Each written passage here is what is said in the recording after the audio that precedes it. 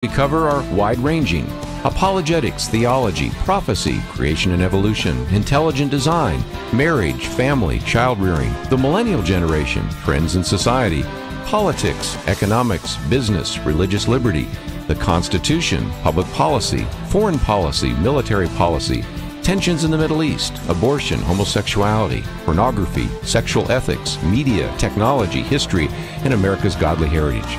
We talk about anything that affects your faith, your family, or your freedom. So don't go anywhere, because Point of View starts right now.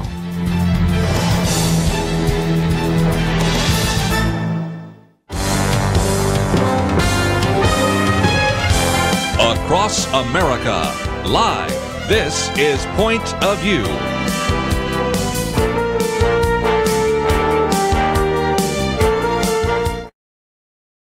And now, Kerby Anderson. Thank you for joining me today here on Point of View. We're going to be talking about a lot of different topics over the next couple of hours.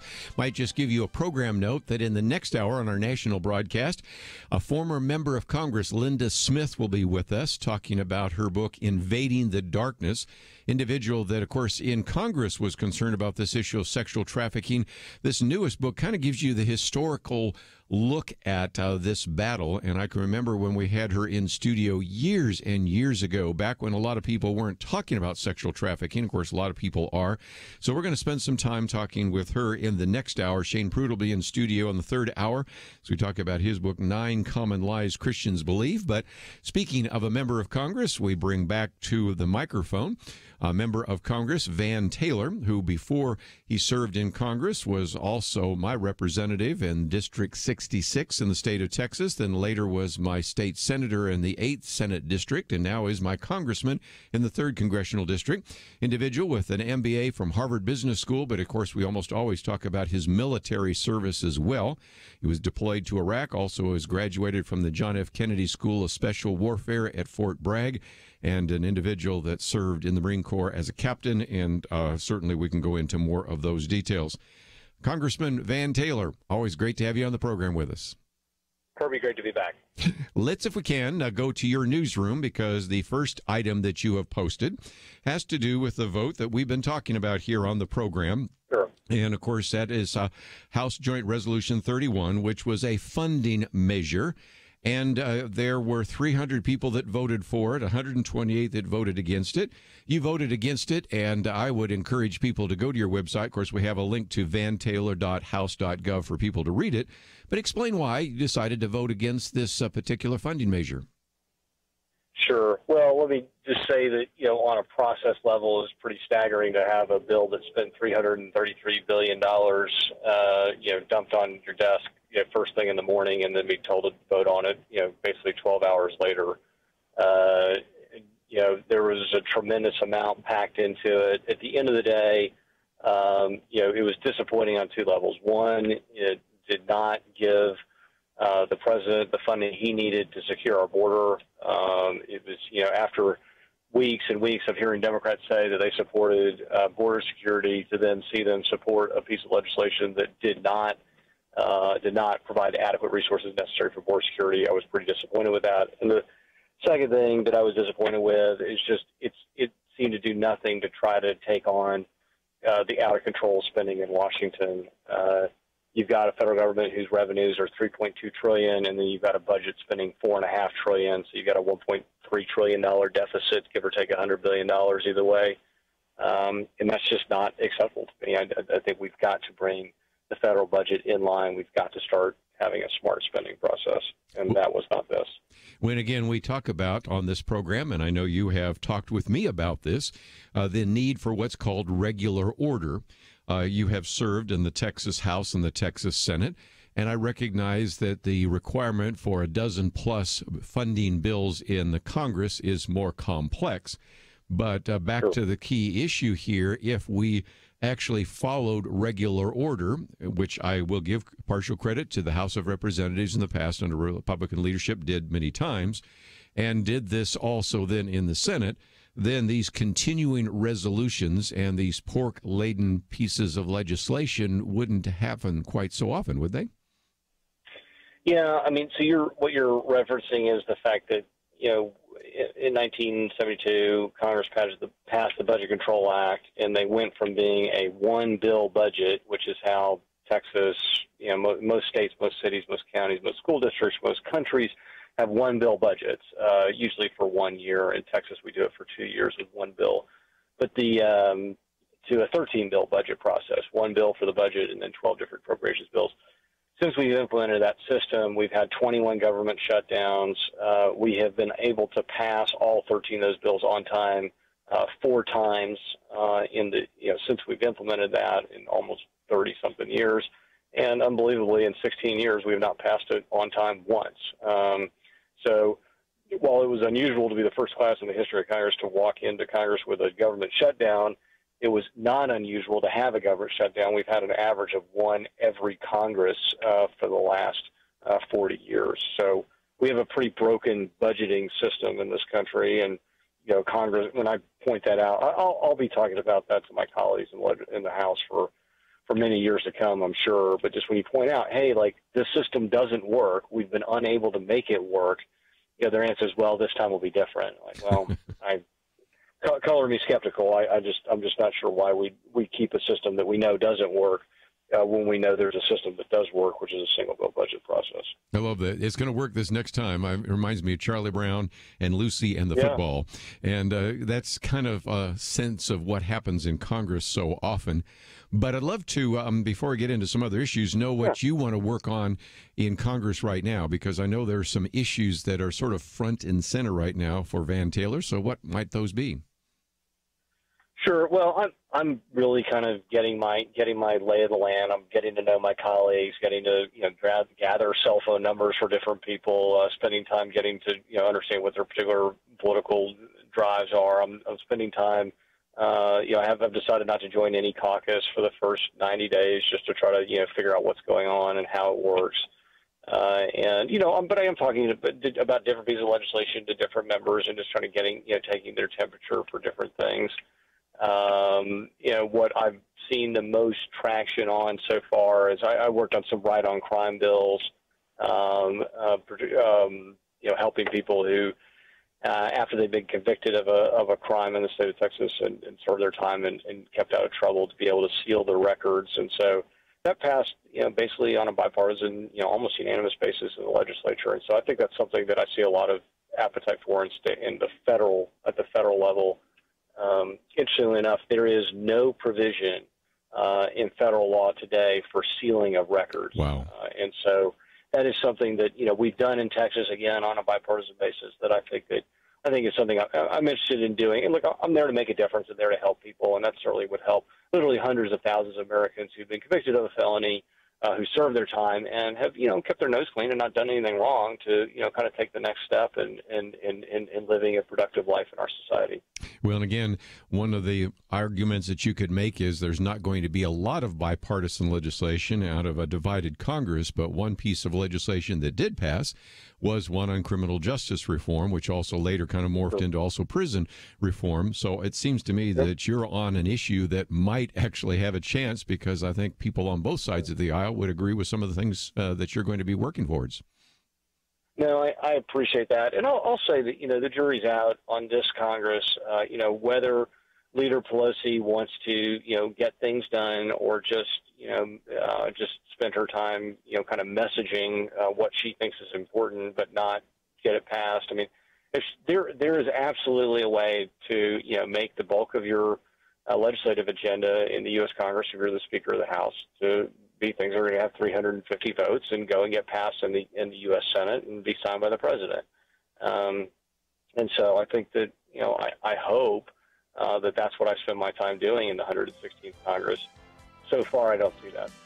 Well, let's take a break. I have some more questions for Van Taylor on everything from pro-life and infanticide, even the whole issue of sexual trafficking. We'll get into that right after this.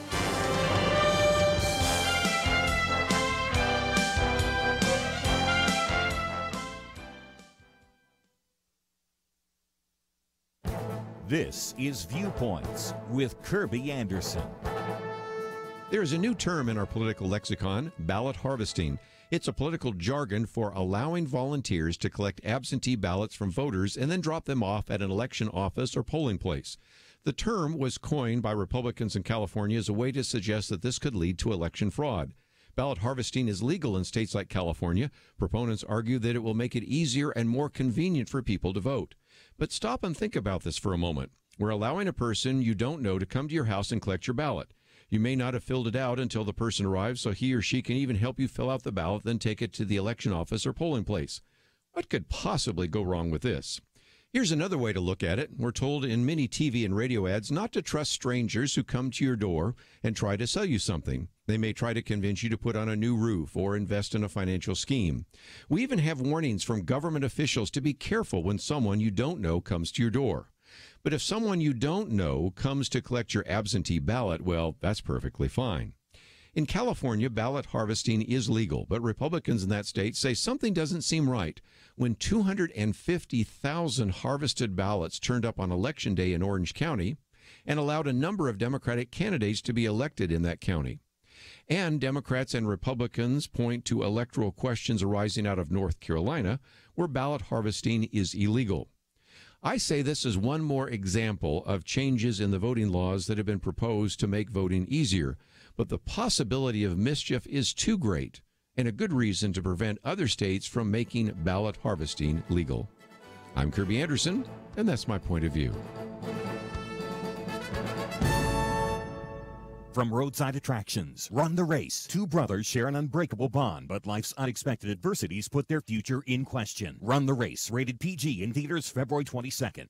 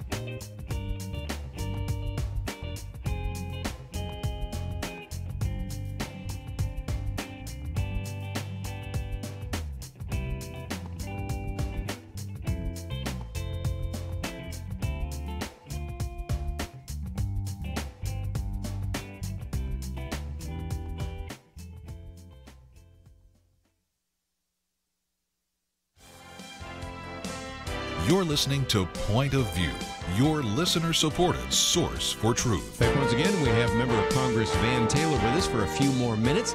And let me just mention that if you know Van Taylor, even as a representative, a state senator, and now a member of Congress, he is certainly identified with the pro-life movement. And there is an attempt by one of your colleagues in the Senate, that's Senator Ben Sasse, to actually get past the Born Alive Abortion Survivors Protection Act.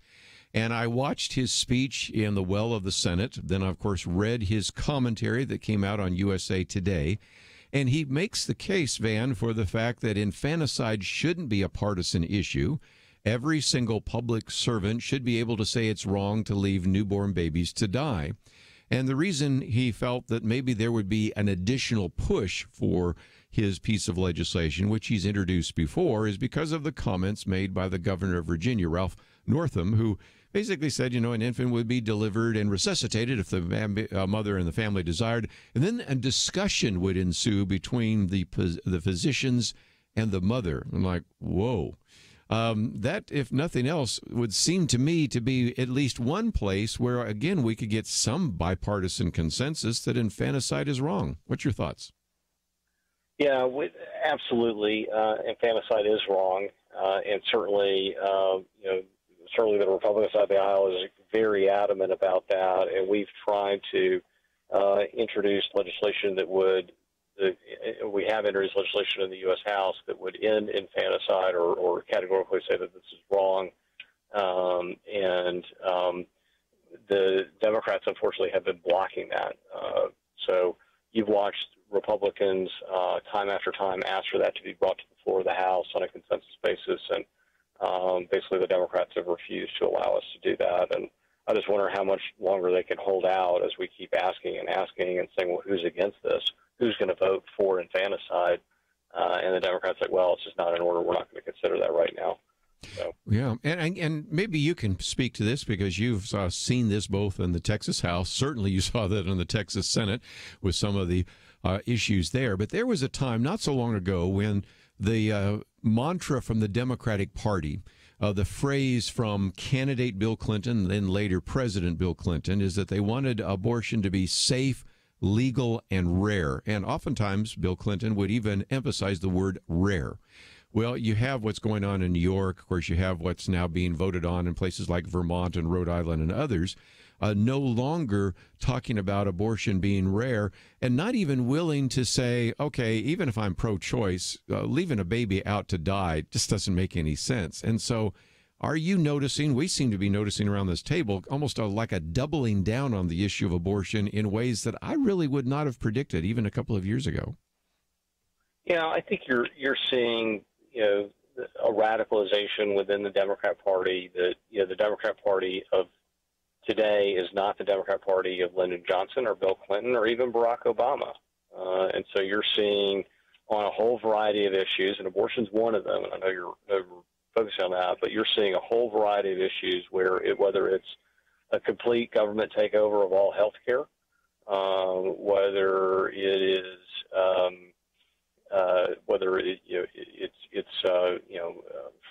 free college or eliminating airplanes and cars,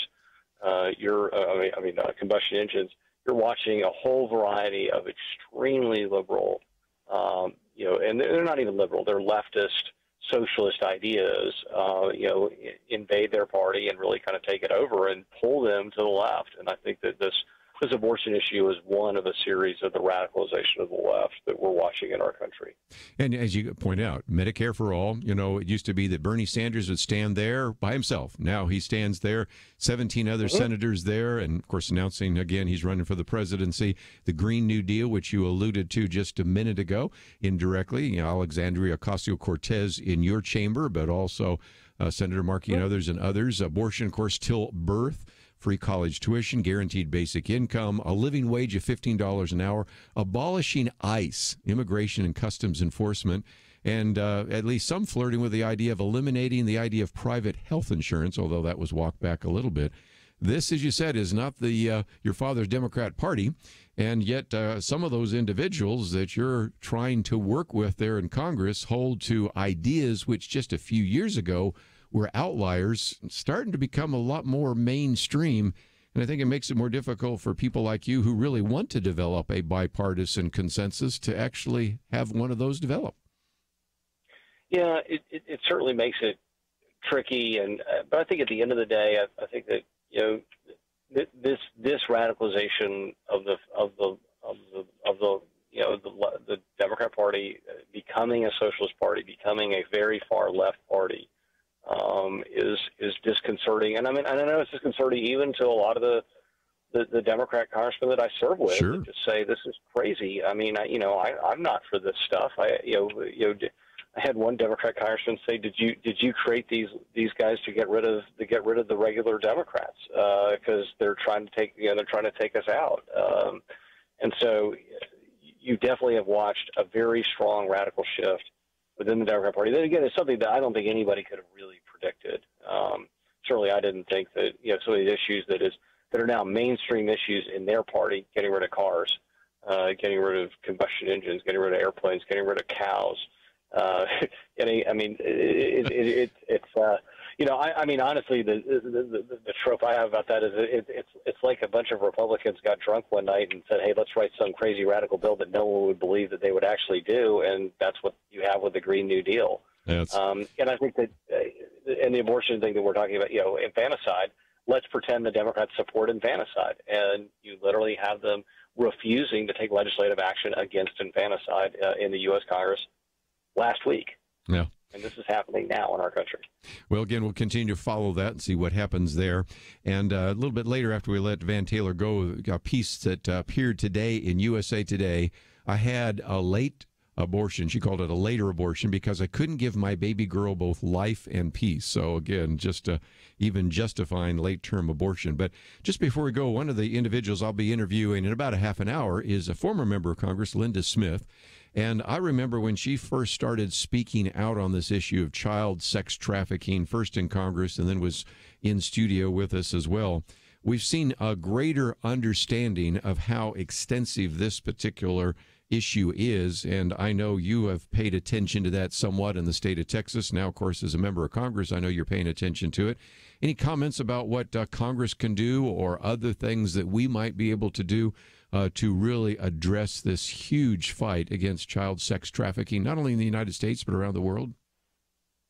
Well, it is clearly a very serious problem, and I mean, let's face it, the number one, one of the biggest sources of victims of sex trafficking is our southern border, and the president, laid this out in very clear terms and said we need to have border security.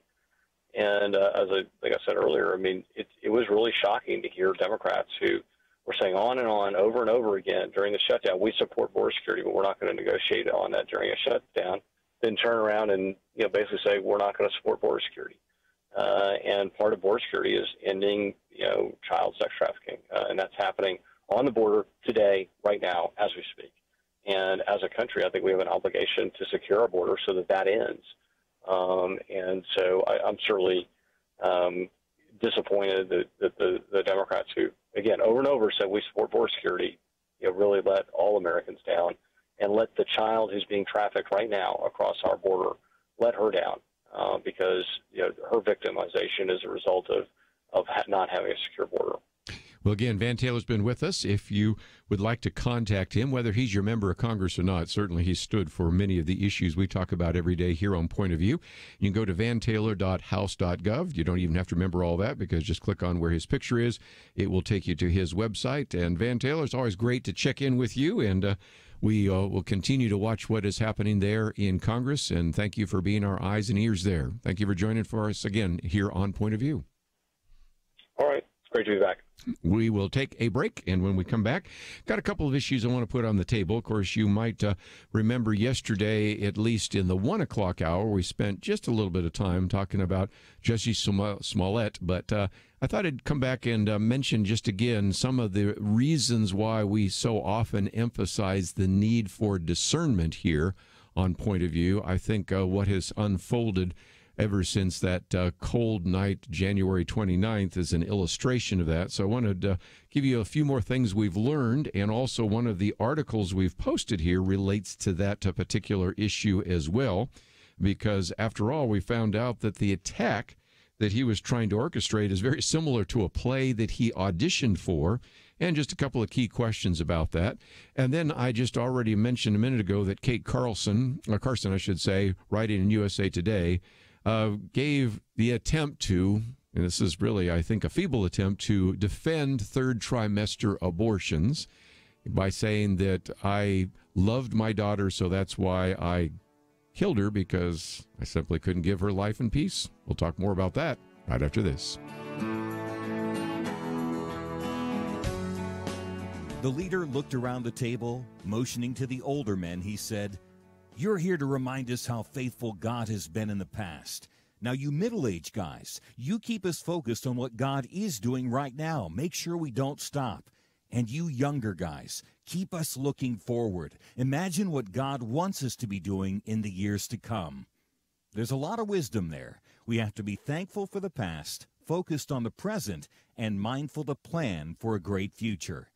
Many listeners have made bold moves to partner with Point of View Radio and accomplish great things for more than 45 years. But as we look around, we do see many positive things, and I think we can all admit there's a lot more to be done. It's time to think about your next bold move, what you can do to invest for our nation's future. Be thinking about that. If you have an answer now, don't wait. Make your next bold move now. Give online at pointofview.net or call 800-347-5151. It's our future. The time is now. Pointofview.net and 1-800-347-5151. Point of View will continue after this.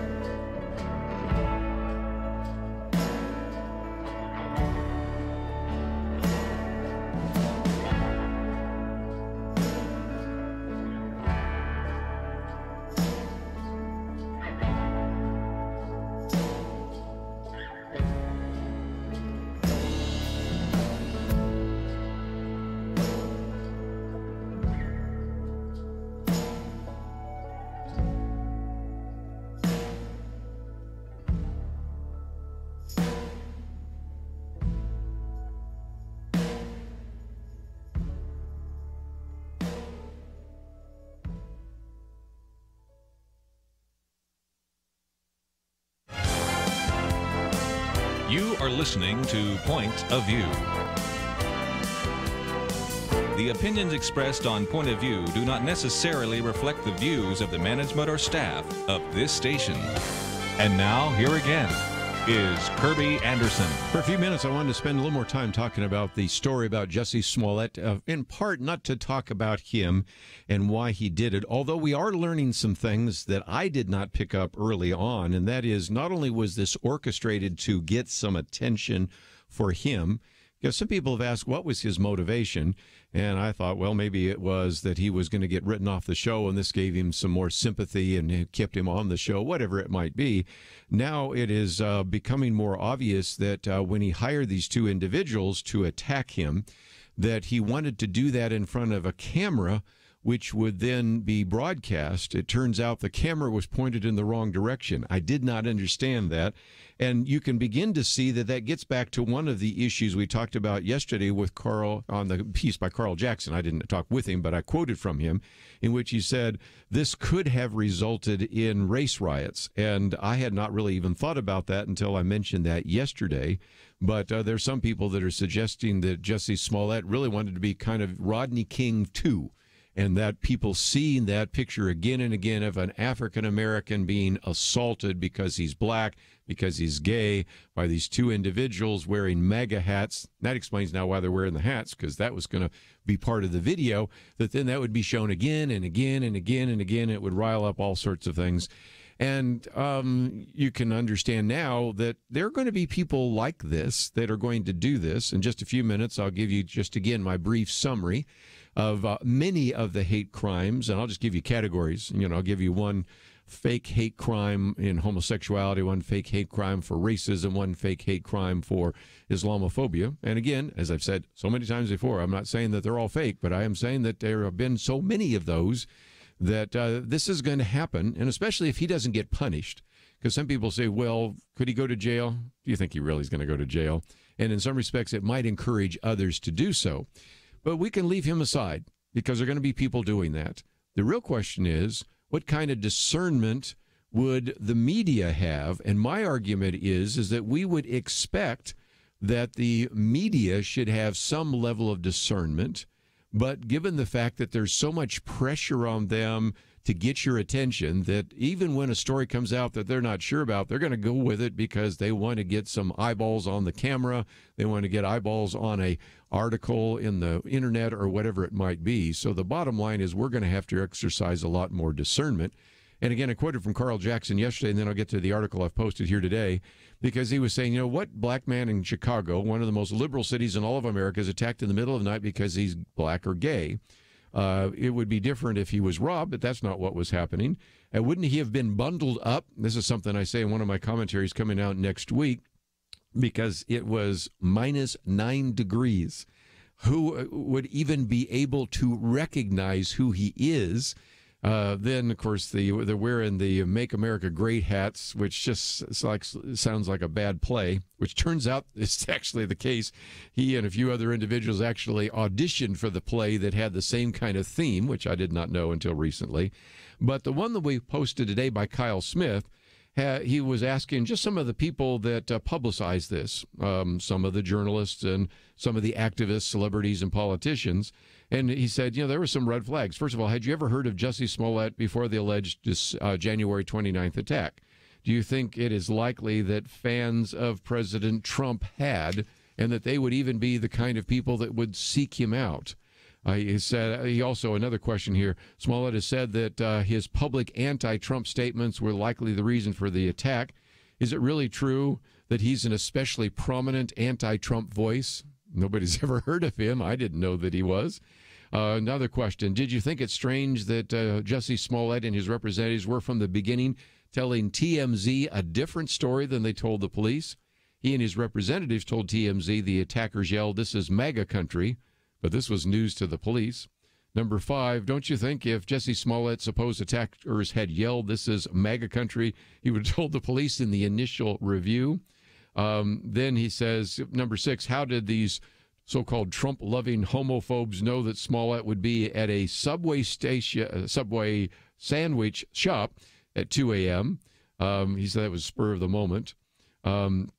And then, again, if they were going to go after him, wouldn't they have been close to the apartment? Whether they've done it in the summer? I mean, you just go on and on and on. And this is, I think it's 27 different questions which we've posted here, which I think just illustrate again that there were reasons to be somewhat skeptical on the part of the press. And the way you are skeptical is to say the alleged attack, or Jesse Smollett said that he was attacked.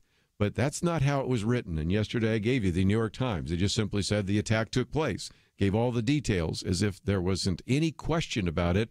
And as it began to unravel, first on the internet, those people were vilified for being racist and homophobic and all of the rest. But eventually, as it unfolded in the Chicago police, I think eventually, I'll make my prediction right now, somebody's going to say that he was railroaded by the Chicago police. So we'll see where that goes. But as I've mentioned before, there are reasons to be somewhat skeptical. I don't know him and don't know his motivation, although we think we might have a better one. But it's not like this is the first time this has taken place. You can take the national stories of the Duke lacrosse team. You can take the fraternity stories. You can take all the Trump stories that all turned out to be false. But again, a lot of this had to do with, well, because he was black, because he was homosexual. And again, over time, we have collected so many of those stories here on Point of View. You can go to pointofview.net, go to the section there that allows you to search on my commentaries and type in fake hate crimes or false stories. And it will take you a while to read through those. But in the interest of time, just before we take a break, let me just give you kind of one in each category to illustrate the point. The issue of the homophobic nature of America. One of those stories goes back years ago, in which you might remember that there was a so-called homophobic message printed on a cake from Whole Foods in Austin, Texas. Now, there are a few things right off the bat that would have you kind of go, ding, ding, ding, ding, ding. That doesn't sound quite right. Austin, Texas, pretty liberal. Okay, somebody who works at Whole Foods, probably also pretty liberal. And the fact that the Whole Foods said they would never allow that to happen. And it happened to be on a cake where there was a clear entry there so you could actually see into the cake. Lots of times when you get a cake, you only see it when you open it up. But this one had the cellophane on it so you could see that something was there. If you looked at it closely, the part that used the slur, homophobic slur, didn't look like it was exactly the same color as the other part of it. And, and then the individual that got the cake, who was an LGBT activist, actually sued Whole Foods, and Whole Foods said, we are sure this did not happen. And eventually they were able to show that he put it on there and he was actually part of the LGBT community. Okay. I love what Molly Hemingway said a while back when that was done. It says, if you're going to have a conspiracy, why don't you try to pick something other than Whole Foods in Austin, Texas? I mean, it did not pass what many of us thought at the time was a straight face test. Now, does that mean that every homophobic slur that we've seen, all the graffiti and everything, that all of those are false? No, but it is made. I mean, how many times it has been. So that's number one. So that's one in the area of homophobia. How about racism? Well, one of the examples I used yesterday, and I have that in one of my columns because it really began to be a story. We had these three black co-eds, University of Albany, in Albany, New York, and they said they were attacked on a city bus by white men using racial slurs. Well, that created a storm, a major firestorm, and there were rallies on the campus to protest racism. But one thing they forgot, most city buses have surveillance cameras. And if you watch the surveillance video, because I think it's even out on YouTube now if you want to watch it, you can see that they're actually beating up a 19-year-old white girl on the bus. And so, again, that was another one of those fake hate crimes. And then let me take Islam. Well, we've got lots of those. I mean, I made a long list of all the universities where there was at least one or more Muslim women who claimed that they were attacked and had their head coverings pulled off. And you can find that in so many of these cases, they were later investigated and turned out to be false. But I'll use one more example since we're coming to a break real quickly. A student at Beloit College, that's up in Wisconsin, I believe. I've driven by it before, but never been there. This was a Muslim student who reported there was an anti-Muslim graffiti on his dorm door. Well, the police investigated and found that he had the actual writing instruments and everything, and eventually admitted to the fact that he had perpetrated the fraud himself. Again, does that mean all of these hate crimes are false? No.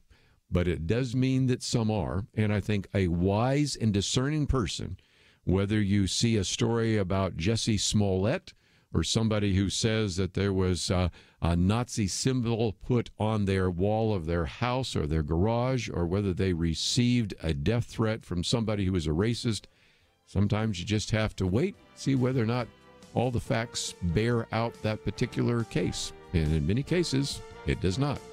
We'll be back right after this.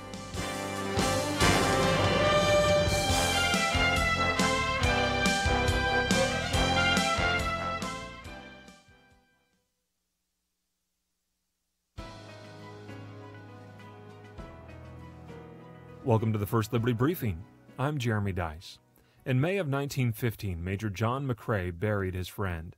It is believed that after the burial, he penned the now famous poem, In Flanders Fields. This is what he wrote. In Flanders fields the poppies blow, between the crosses row on row, that mark our place, and in the sky the larks still bravely singing, fly, scarce heard amid the guns below. We are the dead. Short days ago we lived, felt dawn, saw sunsets glow, loved and were loved, and now we lie in Flanders fields. Take up our quarrel with the foe. To you from failing hands we throw the torch. Be yours to hold it high. If ye break faith with us who die, we shall not sleep, though poppies grow in Flanders fields. The reference to crosses was no accident. These were the markers used for temporary gravestones across Europe. When the graves were made permanent, the world community rejected efforts to convert the temporary cross-shaped gravestones into rounded tombstones. That is why today, across America, many veterans' memorials are cross-shaped. And that is why we defend them. Today, the foe of McCrae's poem are those wishing to purge the religious from public view, including veterans' memorials bearing religious imagery. But we will not break faith with those who died. To learn how First Liberty is protecting religious liberty for all Americans, visit firstliberty.org. I'm Kelly Shackelford, President and Chief Counsel of First Liberty Institute. Let me ask you, what if America's best attorneys from the very top law firms got together to defend religious freedom in court? That's exactly what's happening at First Liberty. And the best news? We're winning over 90% of our legal actions. Come learn more at firstliberty.org. You'll be encouraged. That's firstliberty.org.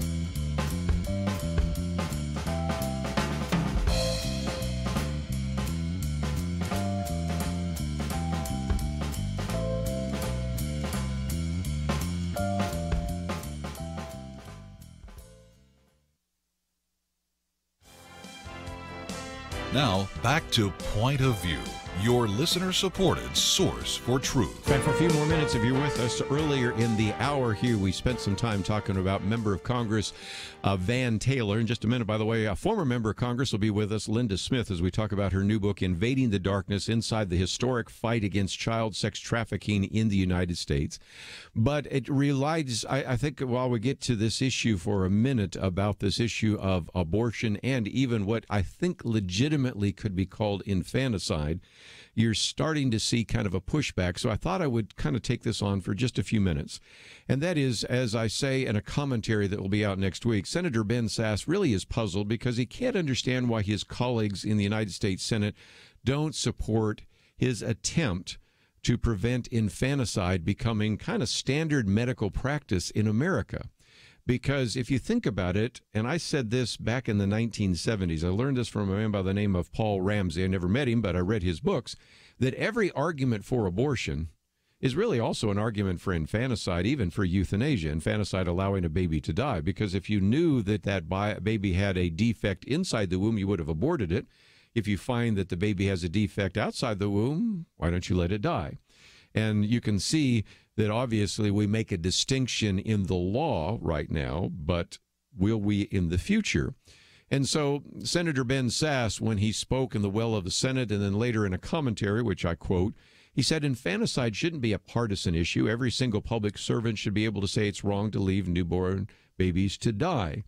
And one of the reasons they really have pushed for this piece of legislation, which he introduced before, it's called the Born Alive Abortion Survivals Protection Act, is because of some of the comments made by the governor in the state of Virginia, Ralph Northam, who said that an infant would be delivered and resuscitated if that's what the mother and family desired, and then a discussion would ensue between the physicians and the mother. Basically, should we allow it to live? And I appreciate Ben Sasse saying, the governor's frankness is rare. There's no euphemisms, no weasel words. And it just illustrates how incredible that is. And as I pointed out, for those of you that are maybe younger listeners, there was a time, even going back, say, to the 1990s, where abortion was really not seen as something that was good. It was just kind of something we need to provide for women. I've, in a commentary that I've mentioned, as well as even in an appeal letter that went out to many of you that actually support this ministry, mentioned I've done some debates. And in one debate, even the abortionist was saying, well, it's kind of the lesser of all evils, just something we have to do sometimes because women need it. But that's changed it dramatically. Yeah, from the time in which candidate Bill Clinton, then later President Bill Clinton said that abortion should be safe, legal, and rare, and would oftentimes emphasize the word rare. Now you're seeing so many wanting to try to legalize abortion up to birth, and now some of them have enough variability there to suggest that that would even allow for babies to maybe even just die on the table. And so Senator Ben Sasse, I think, concludes that it should not be difficult for members of the U.S. Congress to affirm that a child outside the womb deserves the protection of our law. But apparently for some members of Congress, that's asking too much. Now, there's a couple of reasons for that. Number one is as soon as you allow for the possibility that we cannot have third trimester abortions, then it is like a slippery slope that goes the other direction, if you will. Well, why would you allow, ban third trimester abortions and not second trimester abortions or first trimester abortions? And so in some respects, the people that are pro-abortion recognize they can't even come to the table with a compromise. And so as a result, that's one of the reasons that you would now, if you open up USA Today, read this piece by Kate Carson. Now, let me just hasten to add that, first of all, she obviously is pro-abortion. She actually is a member of NARAL Pro-Choice America. Okay. But she isn't just from an ideological point of view. It's also because she basically had an abortion to kill her daughter because she believes, I'll quote this piece here, I had a later abortion because I couldn't give my baby girl both life and peace. She says, no one loves my baby more than I do. Her death was a gift of mercy. Now women like me will always be a scapegoat for policies limiting women's rights. And so she's making a very profound case for why we should have third trimester abortions. She doesn't talk about the issue of infanticide, but that's kind of the implication that if she couldn't have gotten an abortion, then we would allow her baby to die. And the reason she uses this is because, let's face it, her daughter Laurel was diagnosed back in 2012 with a catastrophic brain malformation. And the first thing I want to add to this conversation is one of the things you learn in law is bad cases make bad law. One of the things you learn in ethics, since I've written books on Christian ethics, difficult ethical cases don't necessarily argue for all the other cases.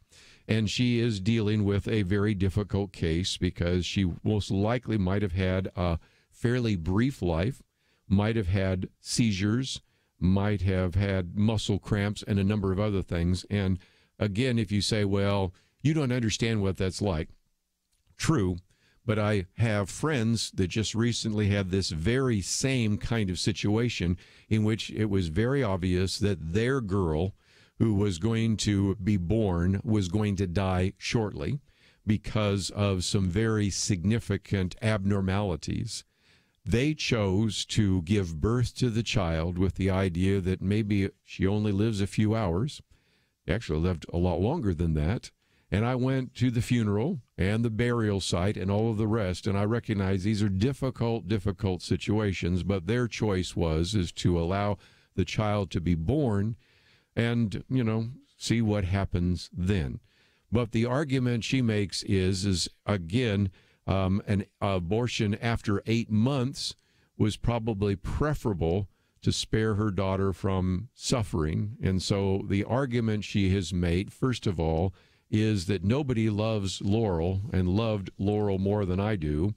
Her death was a gift of mercy, and argues that then we should have sympathy for women like her, which are, by the way, very, very rare, that have third trimester abortions, and instead is arguing that instead what is happening is these mean-spirited people in the Trump administration, these mean-spirited members of Congress, simply are trying to open a very difficult wound that she's had. And so did want you to know that that is kind of the way the argument, I think, is going to be portrayed, that this particular situation required an abortion. And those of you that want to limit anything from third trimester abortions or even, botched abortions and infanticide just simply don't understand the circumstances we find ourselves under. I understand those are difficult choices, but again, they don't help us understand the rule of the fact that some of these are just gruesome procedures. And when you have a governor of Virginia saying, well, if the infant is born and delivered, we can decide if we want to resuscitate it, if that's what the mother and family desire, and then we'll have a discussion between the physicians and the mother.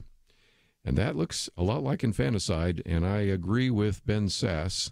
This is something where every member of Congress, I would hope, could affirm that a child outside the womb deserves protection of our law, but maybe that's asking too much in this session of Congress. Let's take a break, though. When we come back, a lot more to cover today. One of those issues, which I may not get to today, but we'll get to later in the week, is my commentary today on ballot harvesting. Quite a controversy in North Carolina right now. I think there should also be a controversy in California about the issue of ballot harvesting, but if you aren't familiar with that term and what that means, we'll probably get to that later in the week. Again, if those of you that would be interested in joining us, we also have on our website here some great information where maybe you could join us as we travel to Israel this fall. And I would love to meet some of you face to face, and I'd love to walk where Jesus walked. We're also going to go to Rome and walk where Paul walked. We'll be back right after this. Why should you become a partner with Point of View Radio? Because for decades, this team has made a significant difference in lives and communities across the nation. Because America is dying for lack of biblical wisdom about life and culture. You should give because your gift will make possible cutting-edge information on issues that matter, information you won't hear anywhere else. Why? Because your gift will change lives, because you'll influence our culture with biblical truth, and because you can make a difference for the future. Our nation needs a truth team very badly. Support Point of View Radio today at pointofview.net. Click on Join the Truth Team and choose your level of support. Pointofview.net or call 800-347-5151, 800-347-5151, or mail that first donation to Point of View, Box 30, Dallas, Texas 75221, Box 30, Dallas 75221. Point of View will continue after this.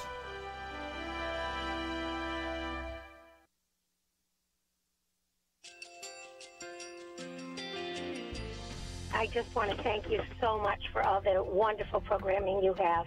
You're just absolutely fantastic. I recently started listening to Point of View, and I really found it interesting because of the different subjects you cover. Thank you for that.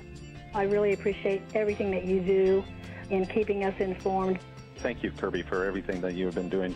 I appreciate all the work that you're doing, advocating for the Word of God. Thank you so much. Point of View, I think, is absolutely necessary because it's a Christian perspective, a biblical worldview perspective, and receive very current, up-to-date information about what is really going on, week to week in our culture, which is changing so rapidly, and yet it's morally sliding backwards. Yeah, I'm just, first of all, I thank you guys. Y'all's program is wonderful, and enjoy it every day. I learn so much every time I listen to it. Point of View Radio Talk Show.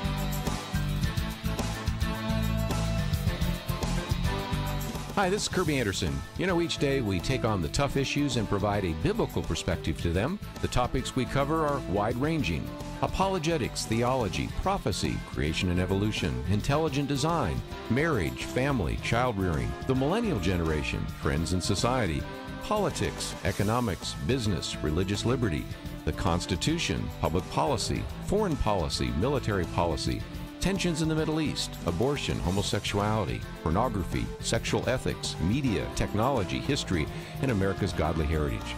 We talk about anything that affects your faith, your family, or your freedom. So don't go anywhere, because Point of View starts right now.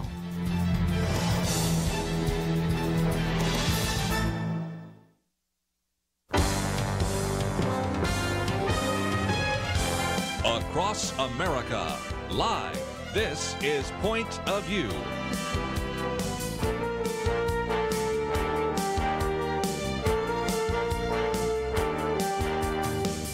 And now, Kerby Anderson. If you've been listening to Point of View, you know that we talk about the subject of sexual trafficking quite often, but I can go back to the very first time that we really covered this issue, and that is with our guest today. At that time, she was a representative out of the state of Washington and also the founder of Shared Hope International, which was founded back in 1998. I think we caught up with her after she left Congress, but again, an individual that really began to educate us about this whole idea of child sexual trafficking. She has, of course, authored a number of books, from Congress to the Brothel, Renting Lucy, but the one we're going to talk about today, Invading the Darkness, Inside the Historic Fight Against Child Sex Trafficking in the United States. And she has, of course, as an individual that first was in Congress and then testified in front of Congress, really addressed these key issues. And so we want to spend some time today really looking kind of at the historical fight, because in some respects, this has been kind of a long road, and we want to try to give you some of that perspective. And, of course, also encourage you to do what you can to fight this issue in your community. And a little bit later, I'll talk about, especially for our Dallas audience, something that will be taking place even next week on the whole issue of child sex trafficking. But first of all, former member of Congress Linda Smith, welcome back to Point of View. Always great to be there. You know, the here, first I guess, is what it is. Yes. I remember the first time we had you on, and it was more than a decade, almost 2 decades ago. I remember the reaction at the time, because there were people that would call in. I think they were nice enough to wait till you got off the phone, and then they called in and said, you know, if this is really a problem, why aren't I hearing about this in the media? You know, you're talking about all sorts of things happening, and everything from the Super Bowl. You're talking about an international conspiracy here. This just can't possibly be true. You know, one of the things that I think illustrates your success, Congresswoman Smith, is the fact that I don't hear that anymore, because most people recognize that this is a real problem. And in some respects, you were just a few years ahead of the curve, and in some respects changed the debate on it, didn't you? Well, you know, you always know you stand on the shoulders of someone else that was there before, and that's the way God works.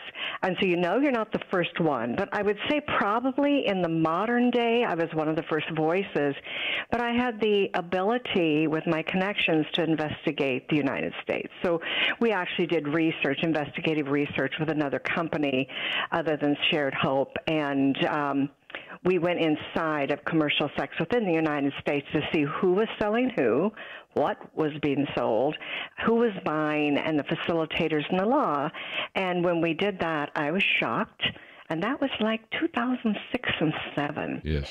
So mostly before that, we knew it was about there, over there, or across borders. We didn't realize what I delivered to Congress that very chilling day when I took back that research to my colleagues, that I was finding middle school girls being sold to typical American men, and most trafficking was right within the United States of our own children. and being purchased again by our own. Yes. Usually and I remember some of our conversation where it's, well, this is a problem in Thailand, it's a problem in Cambodia, but then again, one of the places where the scales fell off of our eyes is to say, wait a minute, it's happening in the United States as well.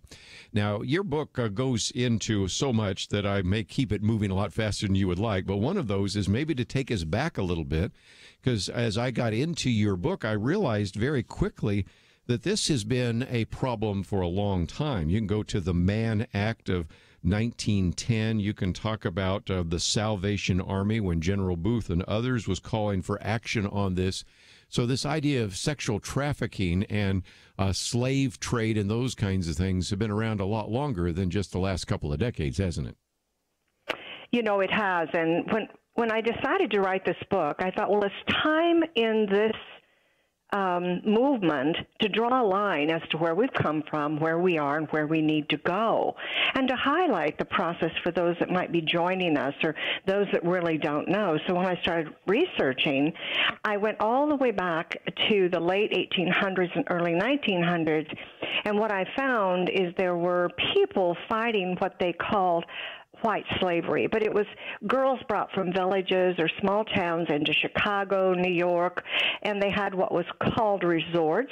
That's where men with means would go and purchase sexual acts from these girls. And I started seeing that it was so similar today. In a lot of ways, it was similar. So the people that became warriors in this were attorney generals, U.S. attorneys, and then it was who you would expect, the church, or you should have expected, but it was. It was Moody Church at that point. It was Salvation Army.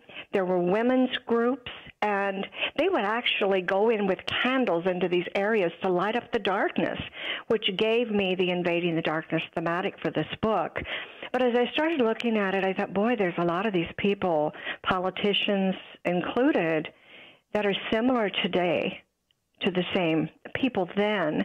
And I guess the interesting thing was also what was similar, and I'll talk about the differences also, but the similarity were vulnerable individuals. Yes, there were boys, but they were so embarrassed. You would hear occasionally in the book, our boys and girls, or our girls and boys. But in general, it was kind of this thing they were embarrassed to speak of, and we know today we have boys trafficked also. But the vulnerability of them being excited as teenagers and wanting to go and work in the city, or the families needing the money, them hanging out at ice cream parlors with their friends, and those that were going to exploit them and trick them didn't just grab them and run off with them. They built friendships, relationships, to where they were vulnerable, and then it would be a quick switch when they put them into market, and they literally could not come out of those markets, where they were then sold to pretty ordinary men in places that were blocks away from their homes. Yeah, again, grooming them for those kinds of things. And we need to take a break. When we come back, though, I want to talk a little bit also about some of the work at Shared Hope, because I think some people think, well, okay, you fight sexual trafficking, and you do, but you also build these safe haven villages, and there are just a lot of different ways that people can get involved. So let me just mention, as we're coming to the break here, that this particular book really has 24 chapters. We'll do our best to cover a few, but there's no way we can cover all of that, even in an hour. But this will help you understand everything from the story from the victim's point of view, the whole issue of the dynamics of trafficking, the whole demand issue, which is something we've talked about on this program many times before, even the kind of person that buys a child for sex, as well as some of the issues that have surfaced now with online predators and the porn connection and a variety of other issues. So again, there's just a lot of material in this particular book. There's also an insert there that allows you to find out more about Shared Hope International. So if you'd like to already do that during the break, you can go to the website pointofview.net. Click on the picture there of Linda Smith, and that will take you to sharedhope.org. You can find out a little bit more. Of course, that's where you can get a copy of the book, and I suspect you're going to want to pass this on, perhaps to, first of all, I know you want to read it, but also maybe to a pastor, maybe to somebody you know in law enforcement, and a number of others. So, again, some great resources that we're making available to you today, but we need to take a break. And when we come back, we'll continue our conversation talking about this book, Invading the Darkness, with Linda Smith. All that coming up right after this.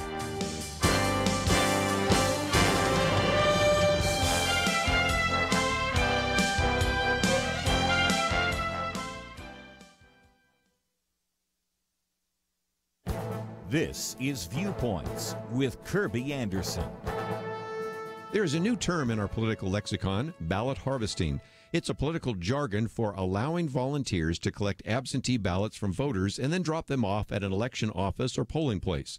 The term was coined by Republicans in California as a way to suggest that this could lead to election fraud. Ballot harvesting is legal in states like California. Proponents argue that it will make it easier and more convenient for people to vote. But stop and think about this for a moment. We're allowing a person you don't know to come to your house and collect your ballot.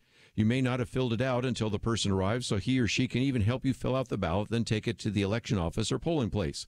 What could possibly go wrong with this? Here's another way to look at it. We're told in many TV and radio ads not to trust strangers who come to your door and try to sell you something. They may try to convince you to put on a new roof or invest in a financial scheme. We even have warnings from government officials to be careful when someone you don't know comes to your door. But if someone you don't know comes to collect your absentee ballot, well, that's perfectly fine. In California, ballot harvesting is legal, but Republicans in that state say something doesn't seem right when 250,000 harvested ballots turned up on Election Day in Orange County and allowed a number of Democratic candidates to be elected in that county.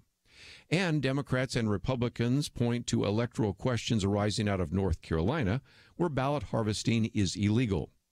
I say this is one more example of changes in the voting laws that have been proposed to make voting easier, but the possibility of mischief is too great and a good reason to prevent other states from making ballot harvesting legal. I'm Kerby Anderson, and that's my point of view. From roadside attractions, Run the Race. Two brothers share an unbreakable bond, but life's unexpected adversities put their future in question. Run the Race, rated PG, in theaters February 22nd.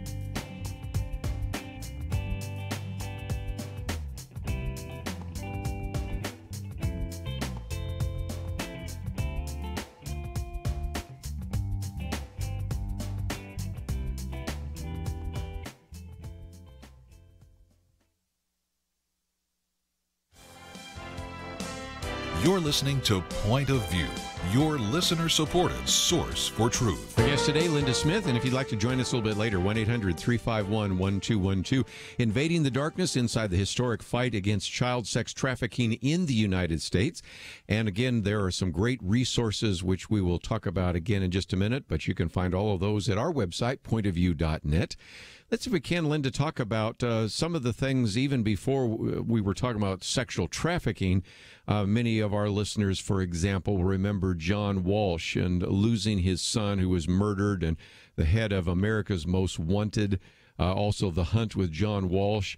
You also had, of course, things like missing children and the attempt to really begin to have attempts to address that issue, and the whole idea of creating a national center for missing and exploited children.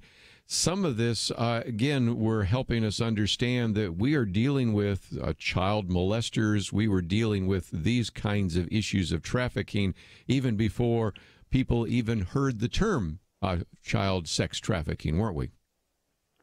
You know, we were, and I try to bring clarity in the book to the fact that we were calling it different things. And I remember when I first met the founder, there were co-founder, I guess, and CEO and chair of the National Center for Missing and Exploited Children, and he had worked with the Walsh family and others to start this missing children. It's called the National Center for Missing and Exploited Children.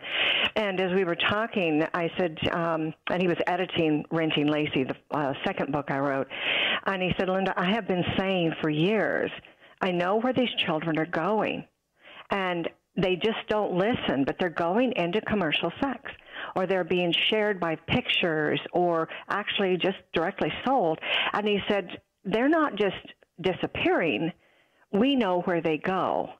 And from that, we started talking about how people call this issue different things.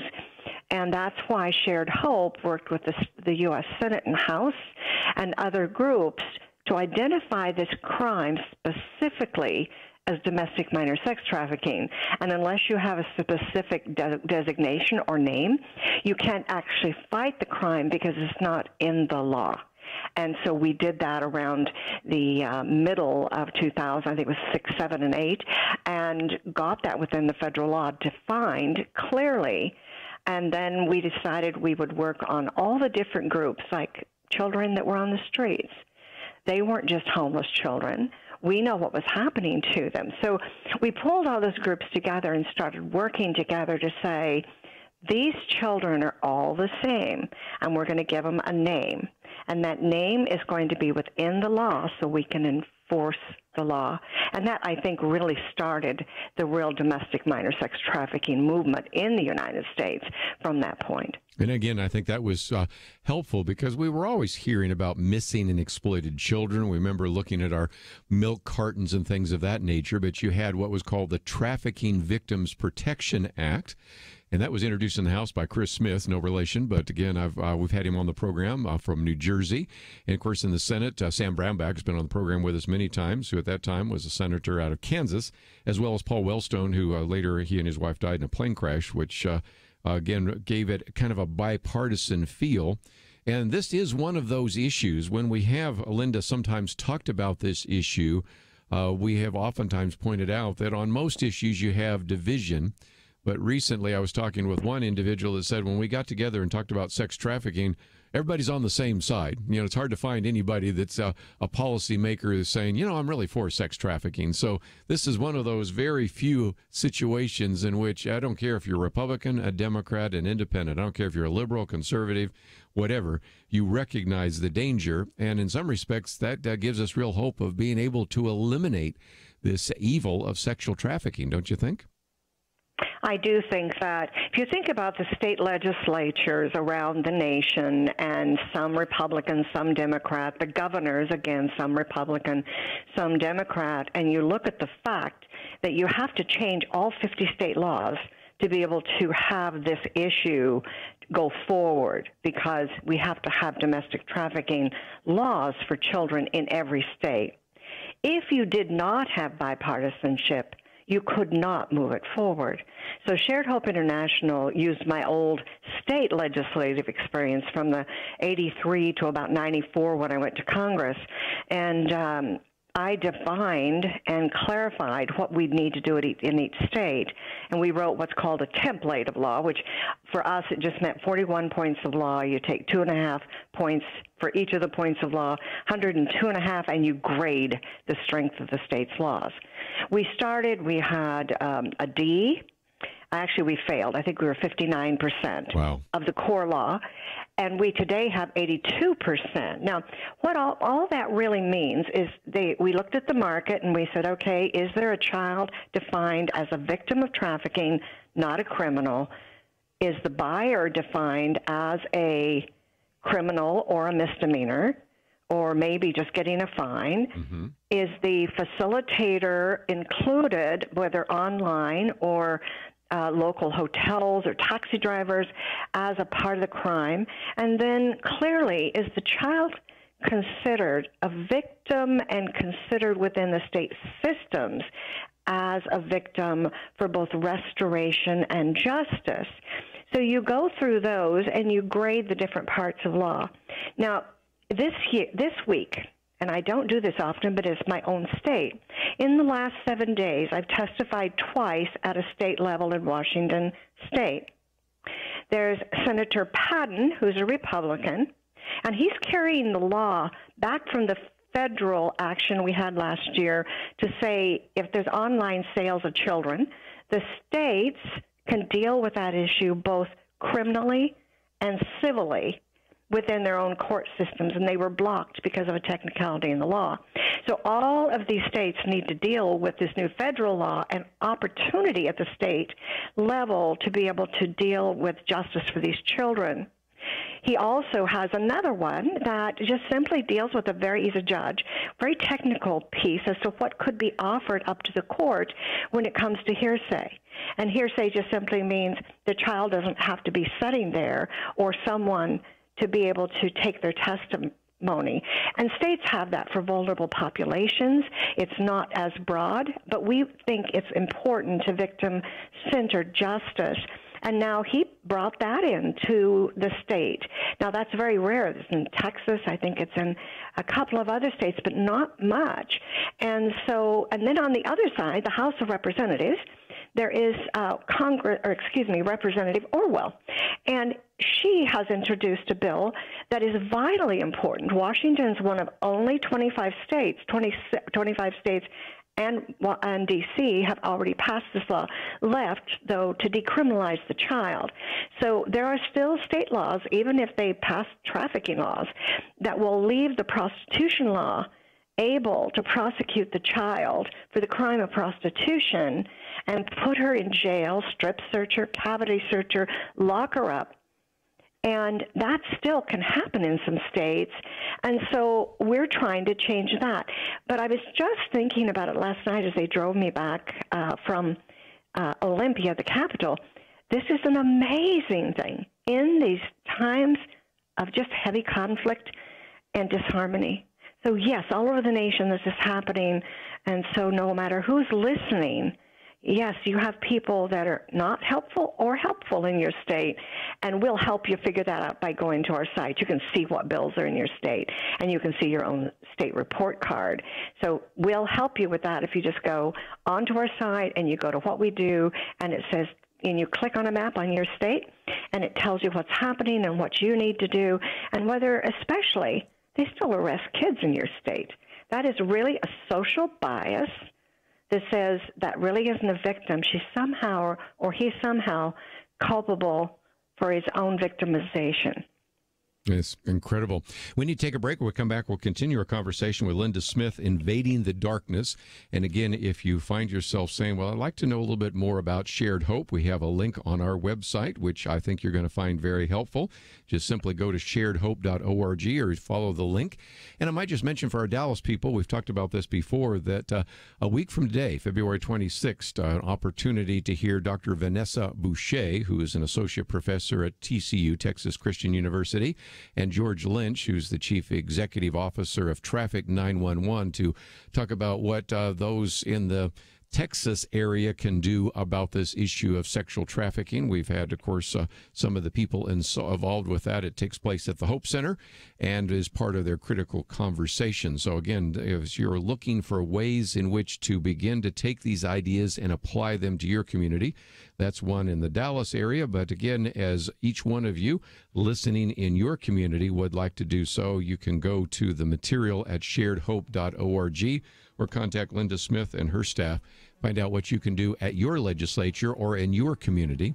And we'll talk more about some of the action items for you right after these important messages.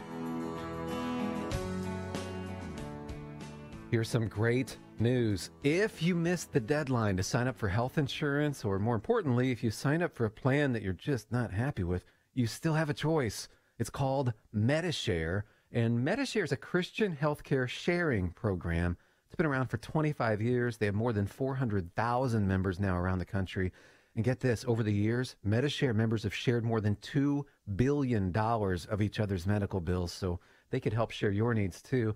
And best of all, you could save a lot of money with MediShare. The typical savings for a family is around $500 a month. Your savings could be more or less, but think about what you could do with that extra money every month. So if you think you're stuck with a high-cost health plan that doesn't have much to offer, think again. You can join MediShare anytime, so call them today and check it out. There's no pressure. They're super easy to talk to. 855-90-BIBLE. That's 855-90-BIBLE. 855-90-BIBLE. It takes a team to win. Be part of Point of View's Truth Team and bring truth and healing to America. Go to pointofview.net/team, pointofview.net/team, and 800-347-5151. Point of View will continue after this.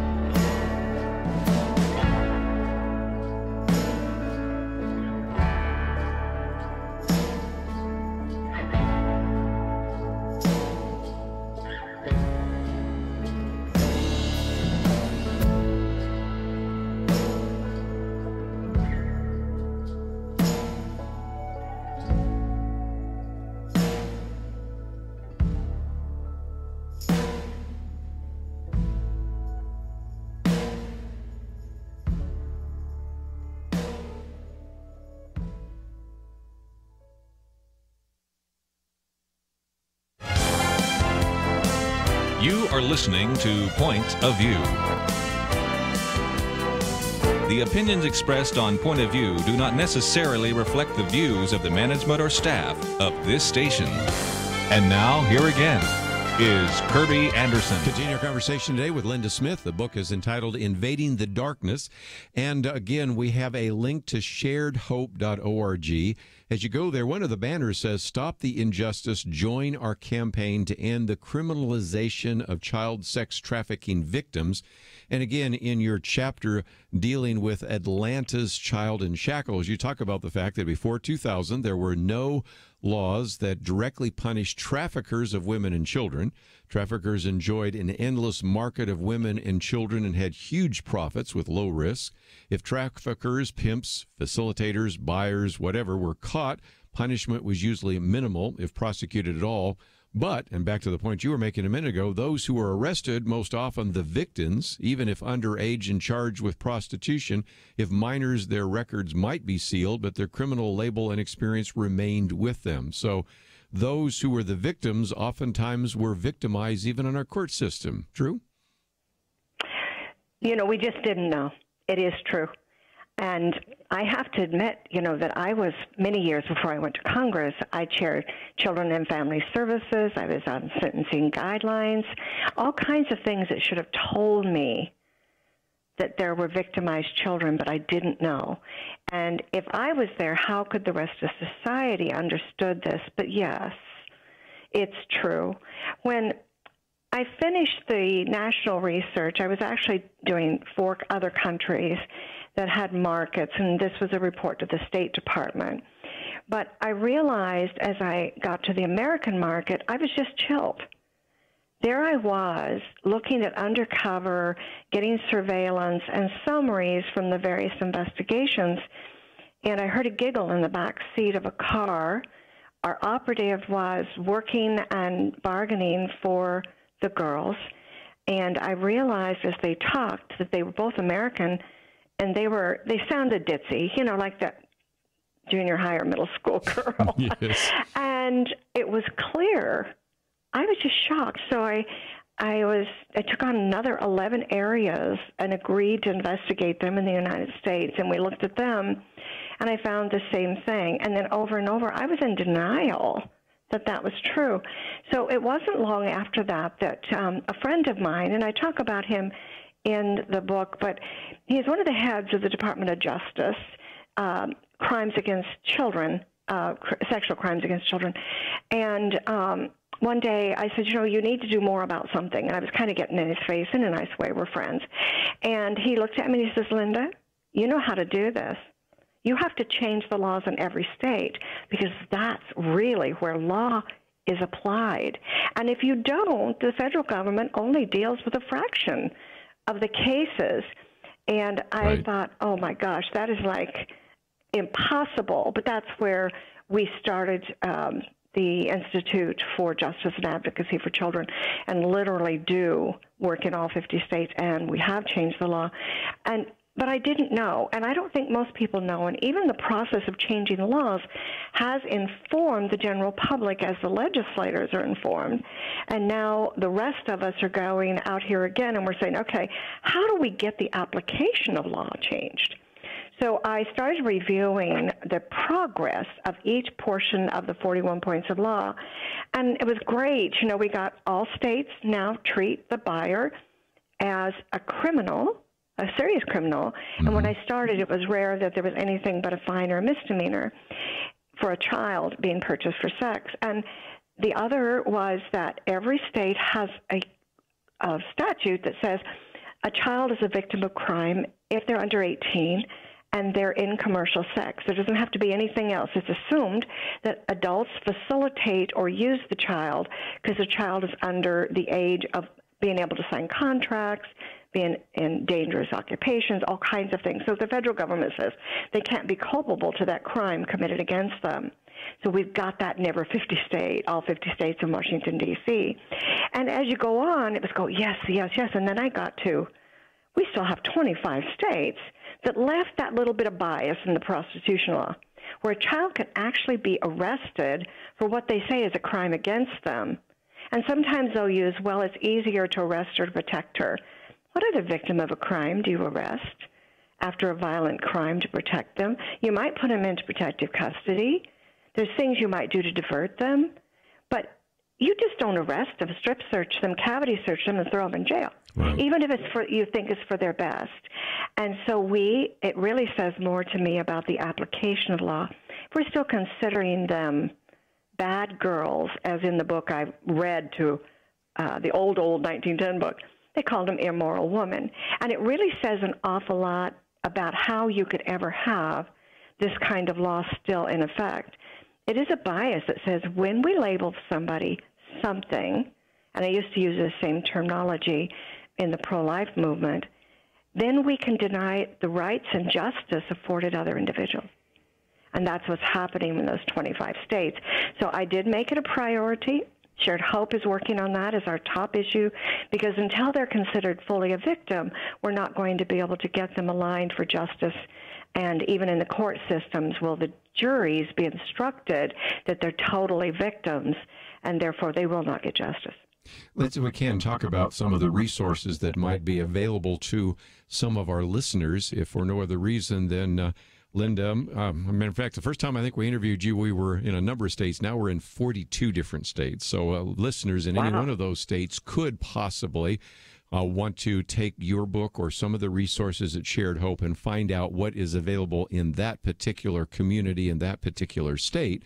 And you are providing some of those resources because there's still, even here in 2019, still a need to educate some people about this issue of sexual trafficking and the need to change some of the laws to protect the victims. True?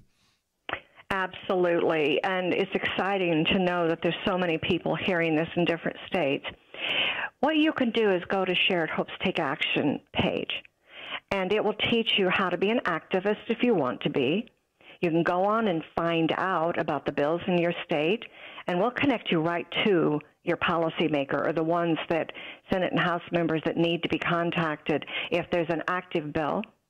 We'll let you go in deeper if you want to. There's a 40-some to 60-some page brief on your state's laws that you can pick up, take to your legislators, and there's a summary of that. So you're all ready if you want to take that to them. If you're not necessarily one that says, that's a little much for me, but I want to tell people around me, then in the Take Action, you can get what's called a package. I call it the school package, but it was designed for schools to traffic girls tell how the traffickers worked before they got them. So it's not sexual because it's deception and relationship. And they teach families and youth in particular how to protect themselves and the friends around them. So Chosen is a great resource. Don't have to be worried about it being too sexual. It really isn't, but you can also use that in your own lives. The other thing I think is really very important for everyone to know is sometimes there's a book called Renting Lacey. Now, this is the book I wrote after all of the American investigation in my shock stage. And what it does is it takes you into a novel, but the novel is written off of real people that I was involved either in their rescue or restoration or both, who I knew for some time. And you'll actually understand both the language and what you can do, because I write between the chapters a summary of the research and then challenge you at the end of the book to do something. And I think that's probably the most important thing. Do something. Read something more so you can be a part of what I call the jury. If you ever had a jury and you ever had a trial and you were called, would you understand trafficking? If you do, that's really good. And what I'm saying is we're now in the court systems trying to defend these kids, and often juries don't understand because they just don't know. Of course. So get something like Chosen. Read something like Renting Lacey. Get the history book, which some people really like, history, and go back and forward, and then it'll challenge you to know how to go forward. And then share that, and that knowledge will shine light into this darkness. I believe it's one person at a time, but if you think, when we started not very long ago in this movement, about 12 years ago is when it was acknowledged in America. We had domestic minor sex trafficking. And when you think of how far we've come, you hear about it now. You understand it a little more. You probably didn't know till today that we arrest those same children, or can in 25 states. You probably learned a little more there. But at least you understood that there's buying and selling of children, American children within our borders, And I say others that come across, we don't really care. If they're children, they're vulnerable, and we fight for them. Good. And I need to take a break, so let me do that real quickly because you've put a lot on the table here. And when we come back, we'll continue our conversation for a few more minutes with Linda Smith. Also, one of the chapters there on online predators and the porn connection, the demand part, which we haven't talked about. We will do so right after this.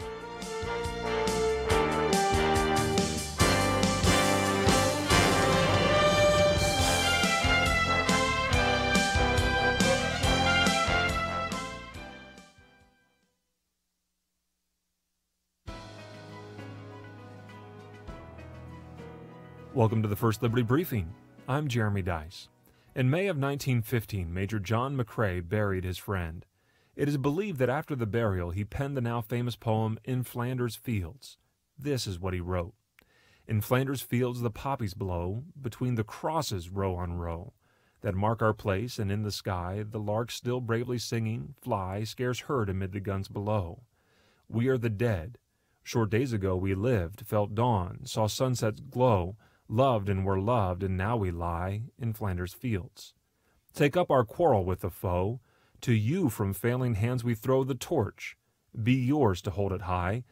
If ye break faith with us who die, we shall not sleep, though poppies grow in Flanders fields. The reference to crosses was no accident.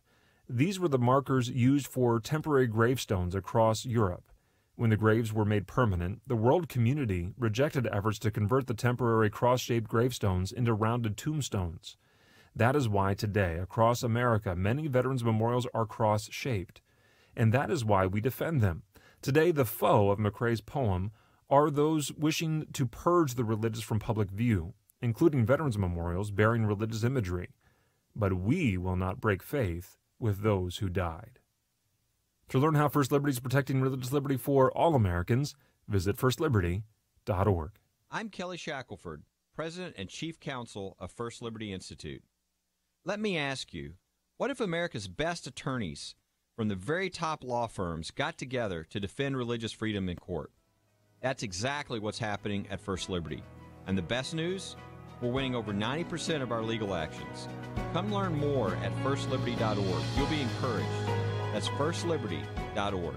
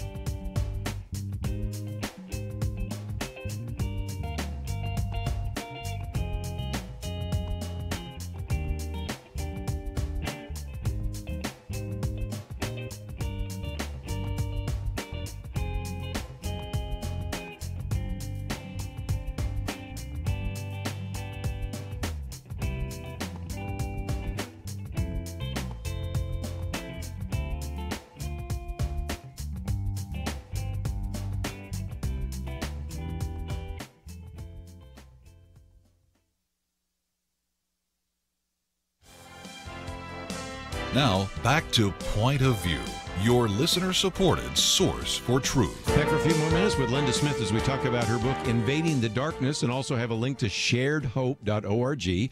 I know so many of you are activists, and this is something you can get involved with. You're not going to run into a lot of opposition because everybody says, well, yeah, we got to address this issue of sexual trafficking. And then you say, well, yeah, but you might have a law here that actually is treating the victims like criminals, and maybe you might want to change that. So there are all sorts of resources available at sharedhope.org. There's a video there that I would encourage you to watch. It doesn't take too long. It's about 2 minutes, and it's something you might want to put on your Facebook page or your Twitter page. There's a share button there, and I would encourage you to use that to promote it. And so, Linda, there are just lots of opportunities, but I didn't want to go too much further without at least addressing what you talk about in Chapter 19, because we have always had problems with various ethical issues, but I've noticed how the internet has made things worse. When I first started writing about Christian ethics, whether you were talking about issues related to gambling, now we have online gambling. We've talked about adultery, now we have online affairs. Certainly pornography, perhaps the worst, because it used to be you had to go to a seedy section of town to find pornography. Now it's just a mouse click away. And this is the point. You have more problems than we've ever had before with online predators and the porn connection. So share with us that other aspect, because that's the demand part of this issue, isn't it? You know, the issue of demand was something that for years I would try to bring it to international or national training sessions, or if I was a speaker, and yet it was always put at the last of the agenda. It was like it was something people could not address and did not want to address. And it was very difficult, but I think it's because the underlying issue is so many people are involved in pornography, and when they hear that really child sex trafficking is anything that is commercial sex, so you could have a picture of a child in a sexual act that is a real sexual act, and they have recorded it, and then they put that out, it's sold for a while, then it gets out, and it's just a part of the pornography, and it drives people to other pornography. And so it's something that it took a while, but we grade the states and show what the pornography law is and how strong that is and what needs to happen with that also through Shared Hopes Institute for Justice and Advocacy. So when you start looking at that, you can understand the society's uncomfortable because in big part, most men, by the time they get into junior high, high school, they have their first sexual experience has been from pornography that has come into some of their sites. We just finished designing, it comes out at the end of the month, a project for internet safety, and it's all for parents and grandparents and teachers.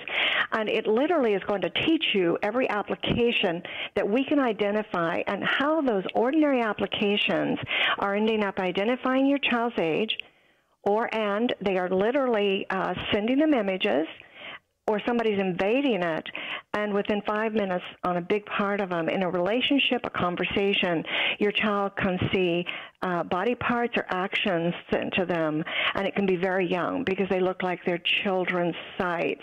And we're going to teach parents how to watch for those, how to prevent their child from being in them, and make them aware, and we'll keep it up. We have what's internet activists and ambassadors, and they will be spotting and identifying and send to a central place. The person identified, his name's Kelly. Kelly is in her mid-20s, understands the internet, and understands some of us that are in their 60s, like me, are a little more afraid of all this.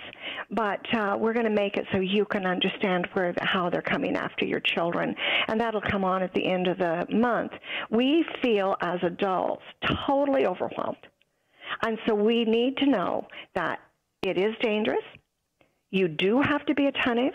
They are after your children, and that pornography addiction, though, will brand their little brains, and there's parts of the brains that are addictive for some children more than others, and that they will not be happy with just seeing porn images when their first images are actions, video.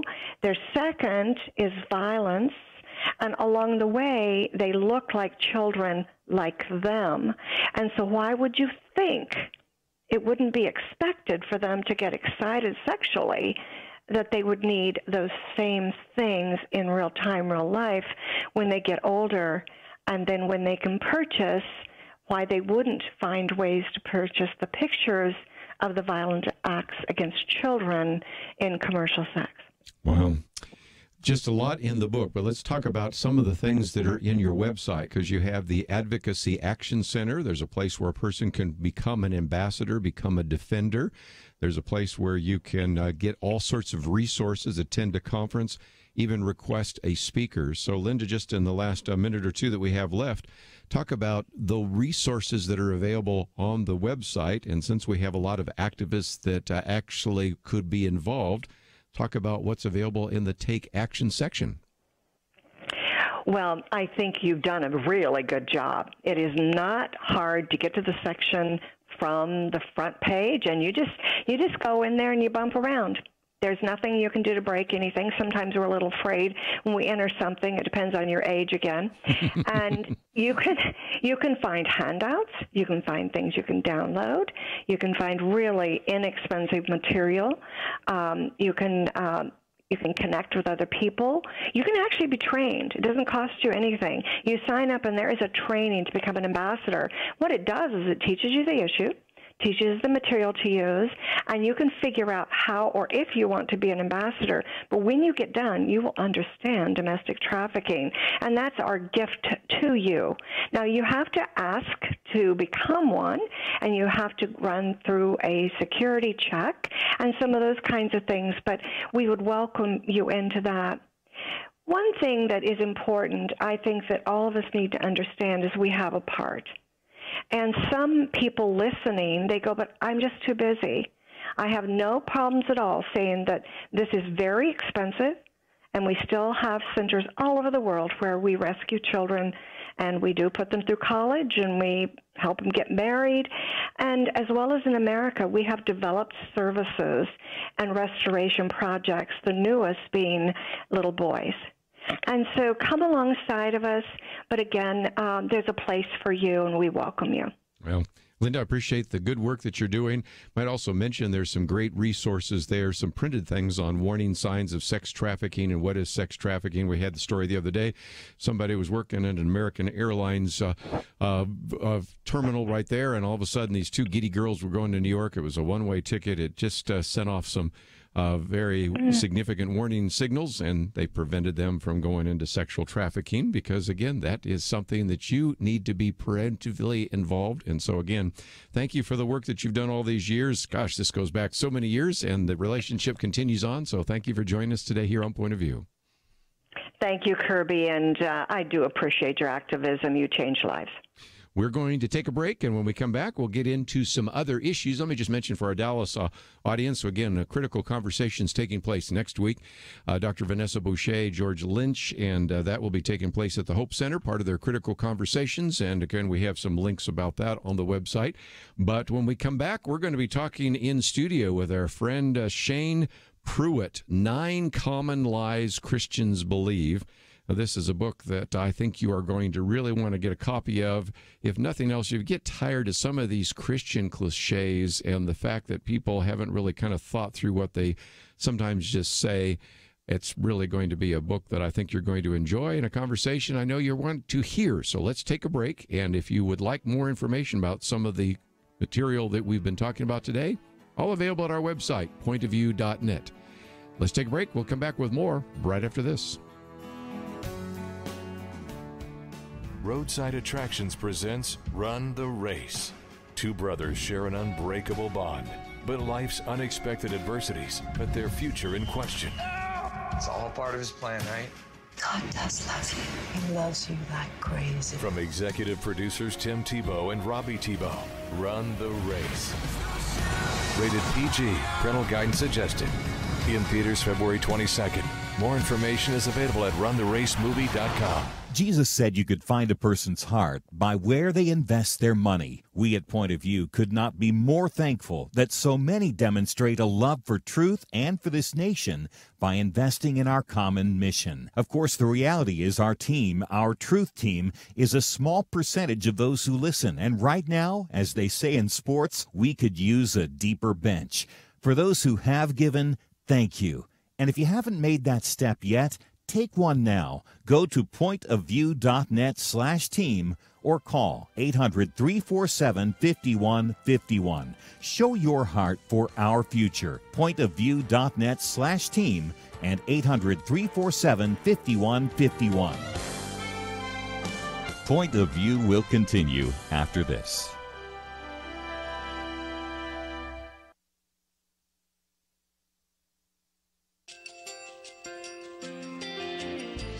I just want to thank you so much for all the wonderful programming you have. You're just absolutely fantastic. I recently started listening to Point of View, and I really found it interesting because of the different subjects you cover. Thank you for that. I really appreciate everything that you do in keeping us informed. Thank you, Kerby, for everything that you have been doing. I appreciate all the work that you're doing, advocating for the Word of God. Thank you so much. Point of view, I think, is absolutely necessary because it's a Christian perspective, a biblical worldview perspective, and receive very current, up-to-date information about what is really going on, week to week in our culture, which is changing so rapidly, and yet it's morally sliding backwards. Yeah, I'm just, first of all, I thank you guys. Y'all's program is wonderful, and enjoy it every day. I learn so much every time I listen to it. Point of View Radio Talk Show.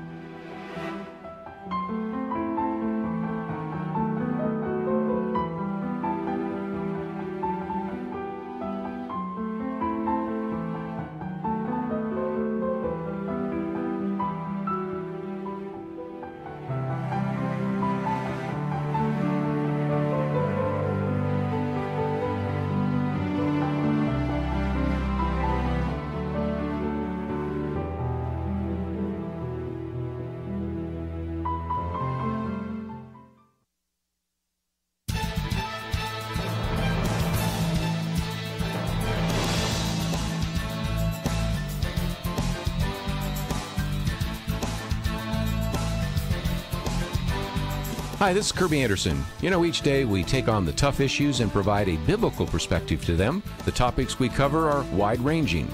Apologetics, theology, prophecy, creation and evolution, intelligent design, marriage, family, child-rearing, the millennial generation, trends in society, politics, economics, business, religious liberty, the Constitution, public policy, foreign policy, military policy, tensions in the Middle East, abortion, homosexuality, pornography, sexual ethics, media, technology, history, and America's godly heritage. We talk about anything that affects your faith, your family, or your freedom. So don't go anywhere, because Point of View continues right now.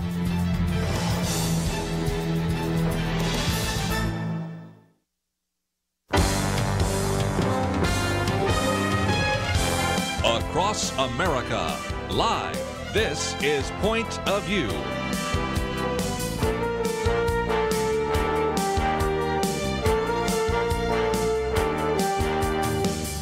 And now, Kerby Anderson. Interview I've been looking forward to. Shane Pruitt is in studio.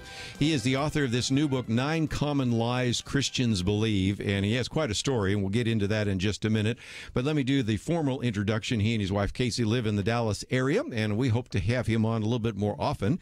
Individual that has his bachelor's degree in biblical studies, PhD in Christian counseling, has been a denominational leader, church planter, and all the rest. His particular function right now is the director of evangelism for the Southern Baptists of Texas Convention, and also, of course, has written for relevant Christianity Today, the Christian Post, Christian Leaders, but perhaps a lot of you know him as quite a blogger that you are. So, Shane, just great to have you in studio with us today. Thank you so much, Kerby. It's a true honor and privilege to be here. And, you know, you mentioned Criswell, and one of your books we used as a textbook in our ethics class at Criswell. So it's an honor to be here, brother. Well, it is fun. You know, and lots of times when I would read these books and then I'd meet the people, I thought, gosh, you know, to read a book by some person, I thought they'd had to have gone on to be with the Lord. So, you know, you find out some of us are a little bit younger than that. And this book is one that I think you're going to really want, because it gets into all those cliches, all those statements that well-meaning people sometimes use. And so I just appreciate the kind of work that you have put in there. There are, if you will, 9 common lies. In the next hour, we'll do our best to try to cover some of those. But again, I think you're going to find this very helpful. Now, it's just come out, so again, you can look for it in your local bookstore. But the good news is you can no doubt find it by going to your bookstore, looking for Multnomah Press, and our great resources there. And I love what Lee Strobel says, a clear and compelling antidote to the kind of common cliches that so many people uncritically believe. And it's got kind of a who's who of endorsements from Tom Rainer's been on the program, and Ed Stetzer and O.S. Hawkins and a variety of other individuals. Lee Strobel, of course, just mentioned him a minute ago. Brian Loritz has been on, Matt Carter. Most everybody we've had on the program is here, so they precede you. But start out by talking about you and Casey, because you decided, in addition to having your children, you wanted to adopt children. And that's where, in some respects, the genesis of this book came from. So lead us through that story for just a minute. Absolutely, Kerby. So I tell people, you know, I love doing all these other great things in ministry, but my primary ministry is my family. Everything else I do is from the overflow of that. So Casey and I have been married 14 years. We have 5 kids that are 12 and under, so that is a prayer request. Yes. So, yeah, our oldest 2 girls are biological, and then we have a 6-year-old son that's adopted from Uganda. Right. And then we have a 3-year-old son adopted from Texas and an 18-month-old daughter adopted from Texas as well. And when but the one from Uganda really started this whole process, didn't it? Exactly, yeah. So when Casey and I got married, we both knew that we wanted to adopt. And so there became a part in our marriage that we felt it was the right time to do that. So we went through the process to adopt internationally. Both her and I have a heart for Africa. We have a heart for Uganda. Mm-hmm. We go there almost every year, or at least every other year still. And as we were going through that process, we got an email out of the blue one day of some people that we had known, mainly through social media. Right. That said, we just came from a baby home. There's a child there that's got some special needs. For some reason, the Lord just put y'all on our heart. Would you be open to adopting him? And so we got a picture. At that time, he had a really bad scar on his head from an infection. Mm-hmm. His mom had died during childbirth. They were out in the bush, which we know is kind of what we would call the boondocks here in Texas, out in the middle of nowhere. Sure. The dad brought him to the baby home and left him there. He was almost in a comatose state. And so he had a lot of special needs. We went through the process to adopt. We finalized there. We see that he's got some things going on more than even really what the medical professionals there could tell us.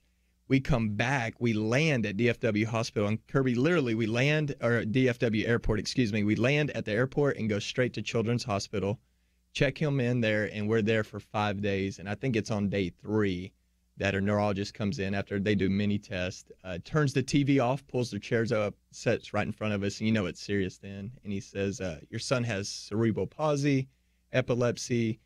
He's been shaking. You see that. Those are actually seizures. He's having over 20 seizures a day. Right. And so, yeah, that kind of hit us like a ton of bricks because we knew he would have some special needs, but we did not realize the severity of it. And that leads to one of the cliches. God will never give Sure. you anything beyond what you can actually cope with. And I Yes. thought, you have not lived the Christian life very long if you do not recognize that God is oftentimes in the business of moving you out of your comfort zone. Sure. But you Yes. heard that phrase, and No you're doubt. talking about putting in flower pots. I mean, you know, because you're not allowed to get angry. You know, pastors are supposed That's right. to always have all their emotions in check and things like that. And I understand why people come up with these crazy cliches, but Sure. God will never give you more than you can handle. Really? Yes. Where'd that Well, come from? Yeah, you know, we heard that for an entire year. There was a year of Titus being at home, a lot of doctor's visits, surgeries, physical therapist appointments.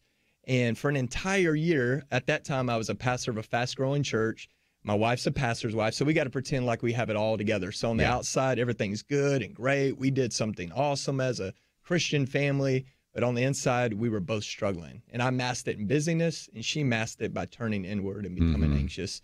And over that whole year, that's the statement we heard. You know, God won't give you more than you can handle. Or even people would say, well, you know what the Bible says. God won't give you more than you can handle.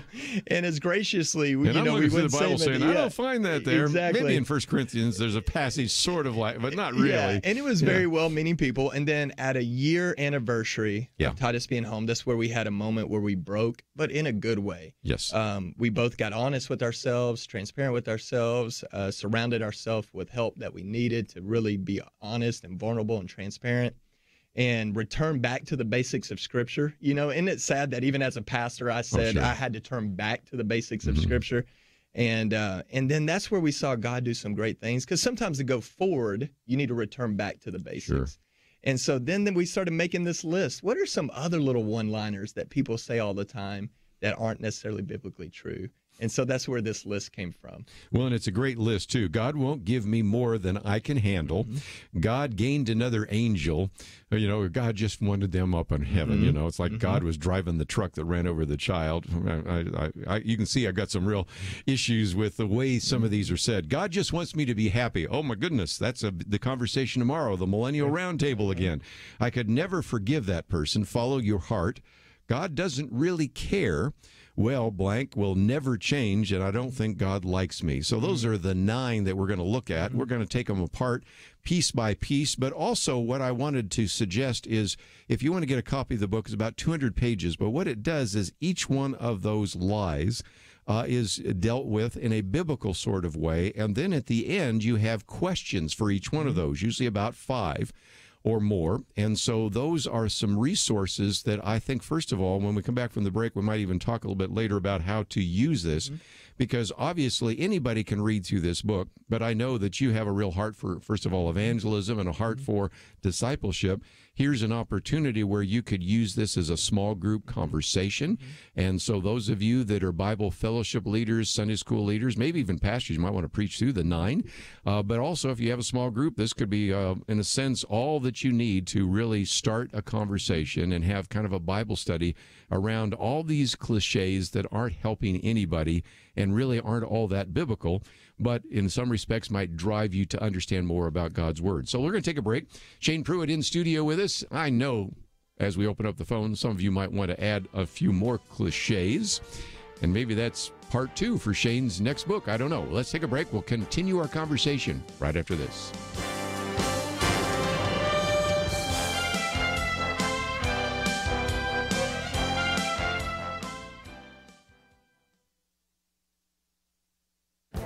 This is Viewpoints with Kerby Anderson. There is a new term in our political lexicon, ballot harvesting. It's a political jargon for allowing volunteers to collect absentee ballots from voters and then drop them off at an election office or polling place. The term was coined by Republicans in California as a way to suggest that this could lead to election fraud. Ballot harvesting is legal in states like California. Proponents argue that it will make it easier and more convenient for people to vote. But stop and think about this for a moment. We're allowing a person you don't know to come to your house and collect your ballot. You may not have filled it out until the person arrives, so he or she can even help you fill out the ballot, then take it to the election office or polling place. What could possibly go wrong with this? Here's another way to look at it. We're told in many TV and radio ads not to trust strangers who come to your door and try to sell you something. They may try to convince you to put on a new roof or invest in a financial scheme. We even have warnings from government officials to be careful when someone you don't know comes to your door. But if someone you don't know comes to collect your absentee ballot, well, that's perfectly fine. In California, ballot harvesting is legal, but Republicans in that state say something doesn't seem right when 250,000 harvested ballots turned up on Election Day in Orange County and allowed a number of Democratic candidates to be elected in that county.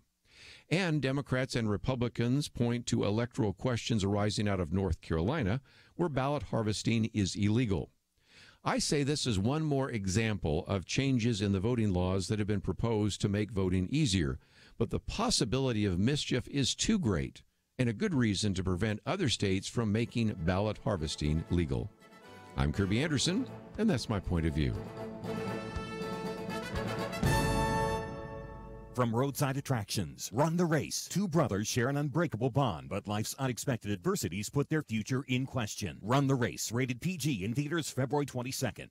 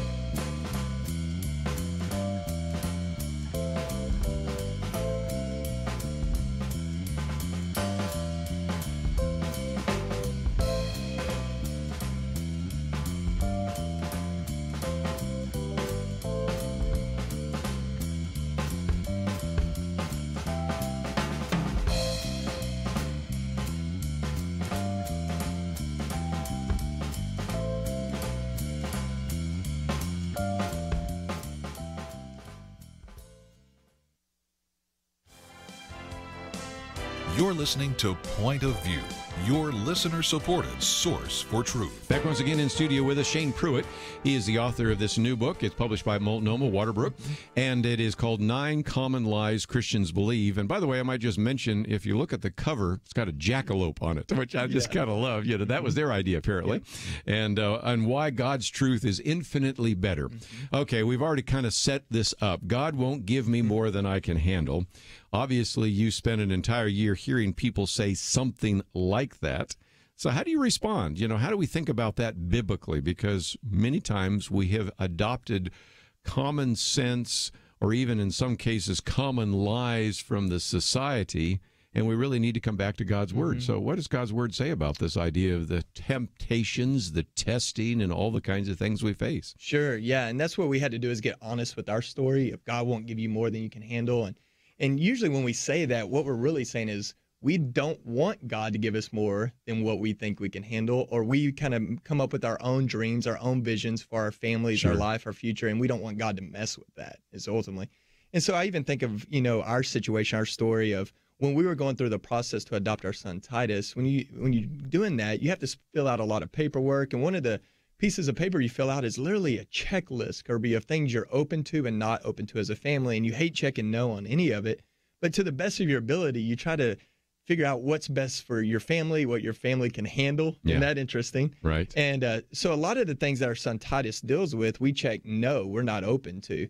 And it's almost like God's like, yeah, fill out your little checklist, see how that works out for you, you know, because his dream and his vision for our family is so much better. Right. And so when you break down this cliche of God won't give you more than you can handle, if you think about it, that's really silly in the sense of everything's more than we can handle. I mean, you take the most basic thing of life, breathing. Yes. If God doesn't create oxygen, we can't breathe. That's right. So even breathing is more than we can handle. So we are utterly and totally dependent on God for everything. And so really the brief truth to move forward is that God won't give you more than he can handle through you. Because if it's about what you can handle, all the pressure's on you. If it's about what he can handle, the pressure's on him, and he can handle that. And one of the things that you certainly really identified with Titus is the fact that we do have special needs kids. Sure. And I attend a church where, as a deacon, we actually had a dinner recently for special needs kids. And then at our church, we just had Tim Tebow there, Night to Shine, for special needs kids. And I do appreciate the fact that more and more churches and more Christian families are understanding the kind of pressure that you and your wife have had to face because of having a special needs child. Yeah, and we look back at it, and he's been with us now for over 5 years. And we look at it and go, you know what, Kerby, that's been by far the hardest 5 years of our life. He's had 12 surgeries. Wow. Constant medications. We see him suffer. There's nothing like suffering when you see your child suffering. That's a whole nother level of suffering, right? Yeah. And so the things he's dealt with, we look at that. It's been by far the hardest 5 years of our life, but by far the best 5 years of our life. And that's what I think is so great about God saying, okay, you can try to figure out what you can handle, but it's really about what I can handle.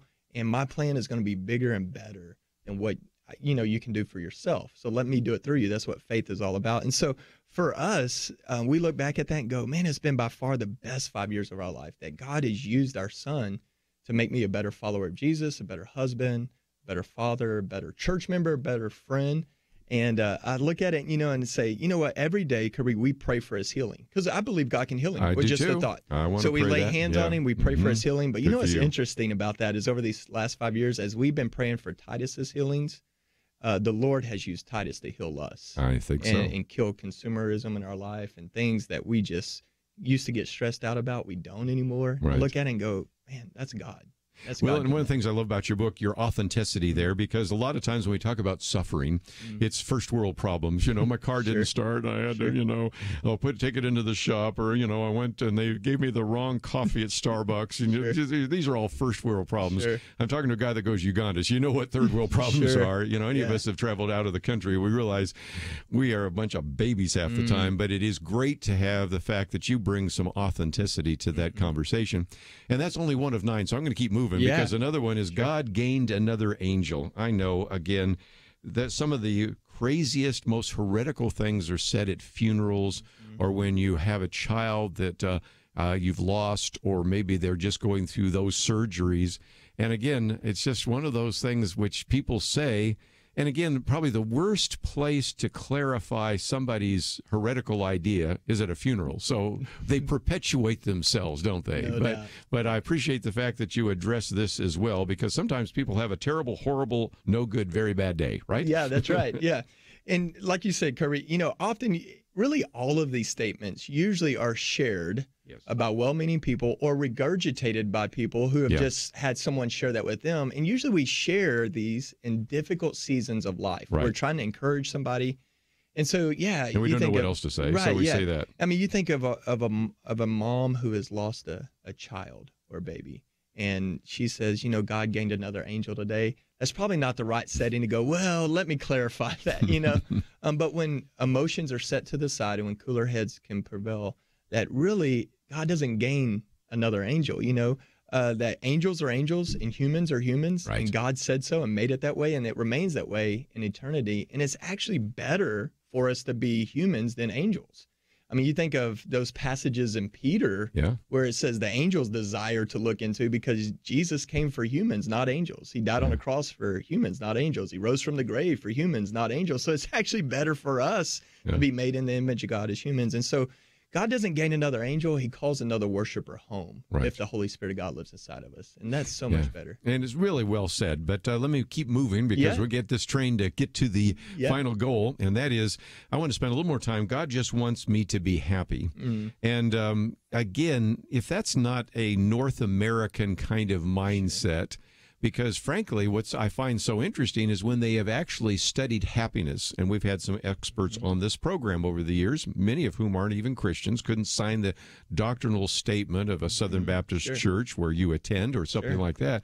But we find that some of the happiest people are in some of the greatest places of poverty and isolation. So again, even the idea that God wants me happy is used as a justification for everything from divorce to all sorts of immorality. But the bottom line is, if you really want to be happy, you really need to look outside of the United States sometimes, because we are having more and more people dying of deaths of despair, drug overdoses, suicide than ever before. And if there's a need for the gospel, I'm talking to a guy that directs Evangelism, it's really in this generation, isn't it? Yeah, no doubt. And I think that mindset, God just wants me to be happy, is you're really placing yourself in the center of your own universe, and you think God's like a waiter standing there with a pad ready to take your order. And yeah, you know, one of my favorite things to do, Kerby, is every year I get to speak to tens of thousands of teenagers. Right. And so you think of Generation Z coming up. And what we know about Generation Z is they're the smartest generation ever lived, because they have the world in the palm of their hand, wealthiest generation ever lived, but also the most depressed generation. That's true. And all we've done their whole life is kind of shove self-esteem down their throat, you know? And we want people to have good self-esteem in a healthy way, right? But we keep trying to lower the bar for them, and they see the hollowness in that. You know, we give them participation trophies. They see the lack of worth in those. And so really the issue here is that when we look at happiness, what we're often thinking of is a world's definition of happiness that's built on circumstances. If circumstances are good, I'm happy. If circumstances aren't good, I'm not happy. But there's something better than that. It's joy. And biblical joy is not built on circumstances. It's built on a person named Jesus. And if you've been bought with the blood of Jesus and the Holy Spirit of God lives inside of you, then no matter what you're going through, you have joy because you have the Holy Spirit of God. So it's good days joy, bad days joy. Joy is better than chasing happiness. Yeah. You know, and lately I've been preaching through Philippians again, which is not the first time. You know, when you're as old as I am, sometimes you're getting a second and third take at it. But each time I do that, I show slides of the prison, which we believe Paul was in, because that's one of the many prison epistles. And this is not a nice place. You know, it's not where they put a chocolate on your pillow at night, you know. Right. They were lowered down into these prison areas, and it's dark and it's dank and it's smelly and all of that. And then constantly he's talking about joy and rejoicing. Well, he's certainly rejoicing in the midst of circumstances that all of us would think were just horrible. No doubt. Just an illustration of the fact that joy and happiness are not tied to your circumstances. They're tied to the perspective that you have. So again, we've only gone through 3 of the 9 common lies Christians believe, so we're going to get through a few more. But if you'd like to know a little bit more about Shane Pruitt, first of all, we have a link to his website at Shane Pruitt. You don't even have to know how to spell it, .com. There's a place where you can sign up and get updates, even an e-book devotional, which we'll talk more about in just a minute. And then there's information about him, a place where you can order the book if you can't find it in your bookstore, his blog, speaking, if you'd like to have him come and speak. We're looking forward to having you next year at Freedom Week up there at Prestonwood and those kinds of things. So if you'd like to know more about Shane Pruitt, it's all available at our website, pointofview.net. And when we come back from the break, we'll get into a couple more of those common lies and cliches, but you might want to add 1 or 2 more. And if you want to, that number is 1-800-351-1212. Or just sit back, take some notes, and get a copy of the book. We'll also, when we come back, talk about how some of you that have a small group or a Bible study, how you could use this effectively. So got more to cover with Shane Pruitt, and we will do that right after this. Here's some great news. If you missed the deadline to sign up for health insurance, or more importantly, if you sign up for a plan that you're just not happy with, you still have a choice. It's called MediShare, and MediShare is a Christian healthcare sharing program. It's been around for 25 years. They have more than 400,000 members now around the country. And get this, over the years, MediShare members have shared more than $2 billion of each other's medical bills, so they could help share your needs too. And best of all, you could save a lot of money with MediShare. The typical savings for a family is around $500 a month.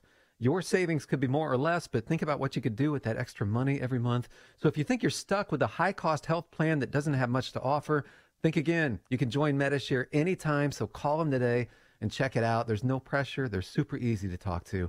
855-90-BIBLE. That's 855-90-BIBLE. 855-90-BIBLE. It takes a team to win. Be part of Point of View's Truth Team and bring truth and healing to America. Go to pointofview.net/team, pointofview.net/team, and 800-347-5151. Point of View will continue after this.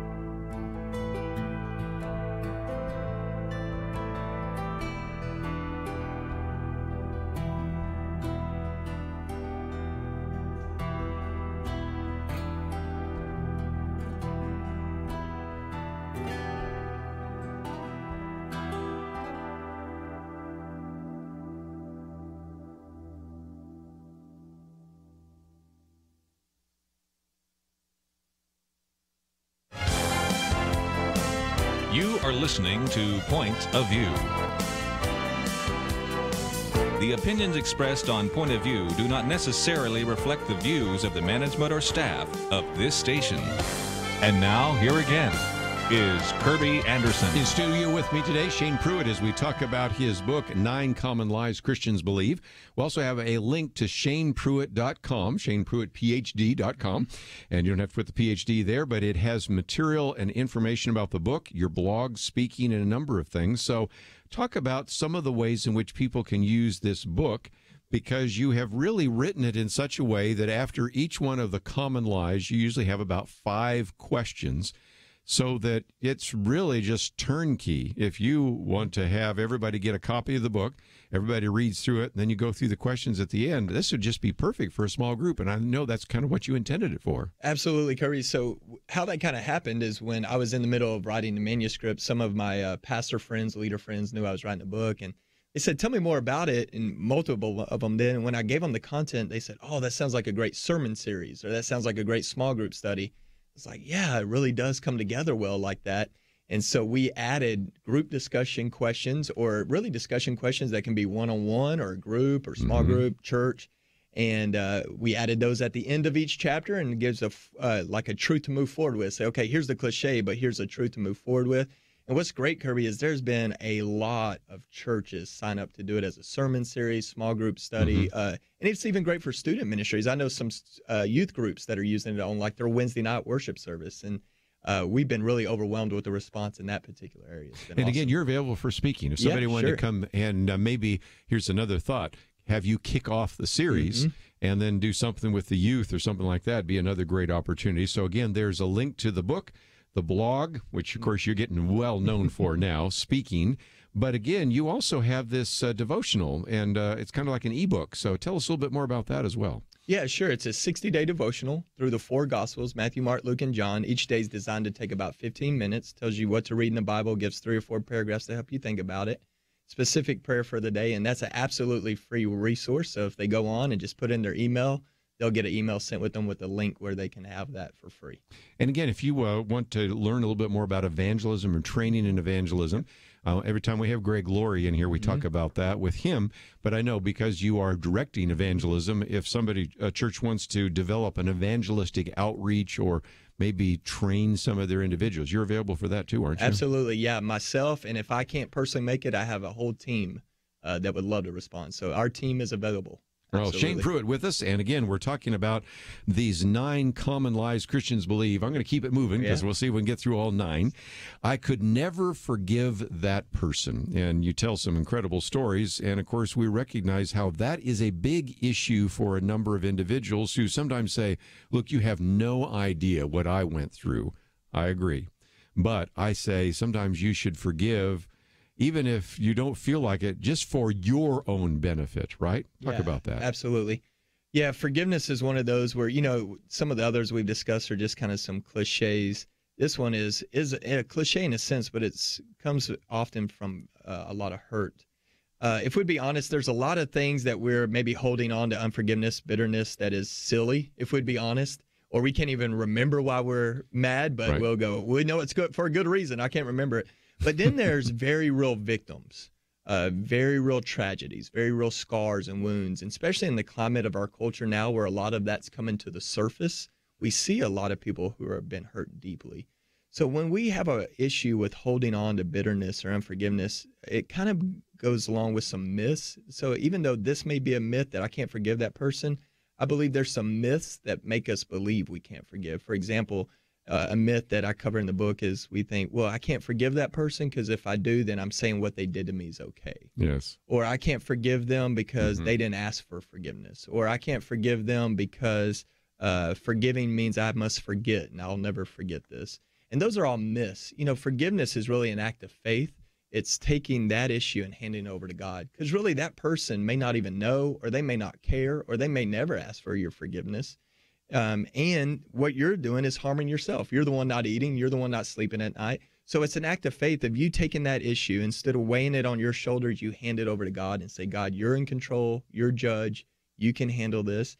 And I'll even say this is that faith and reconciliation, that forgiveness and reconciliation are 2 different things. Reconciliation takes 2 people. Right. Forgiveness really takes 1. It's an act between you and God.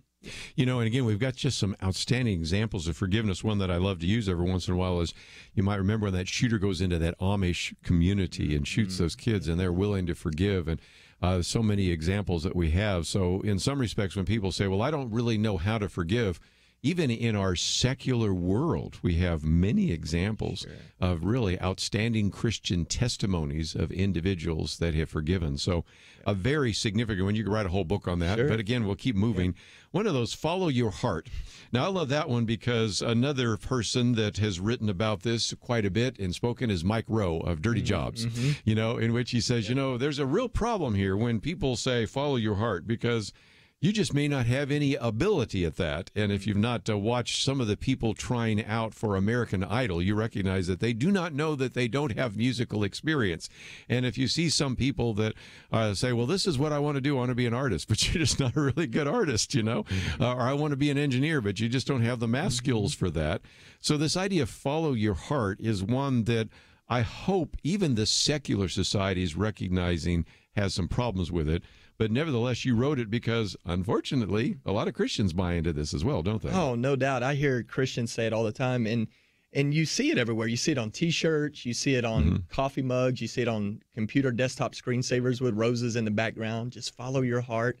And the issue with that is often the heart is in connection with our emotions, our feelings. And so when culture says follow your heart, what they're saying is follow your emotions, follow your feelings. What's your gut telling you to do? And I don't know about you, Kerby. If I followed my emotions and feelings all the time, I'd follow them right into a ditch. Yes, you would. And then you got Jeremiah, the prophet, saying it's full of evil desires and sinful. And so, you know, I'm a father. And I would never look at one of my kids and go, hey, there's somebody I want you to follow that will never let you down. However, they're full of evil desires and they're full of deceit. So follow them. I would never tell my kids to do that. That's not very loving. So that's the same thing when we're saying follow our heart. That really we don't follow our heart. We plead with the Lord, number one, to give us a new heart that beats for him, that's been saved by the Holy Spirit. And then we follow the Holy Spirit. We follow God's word.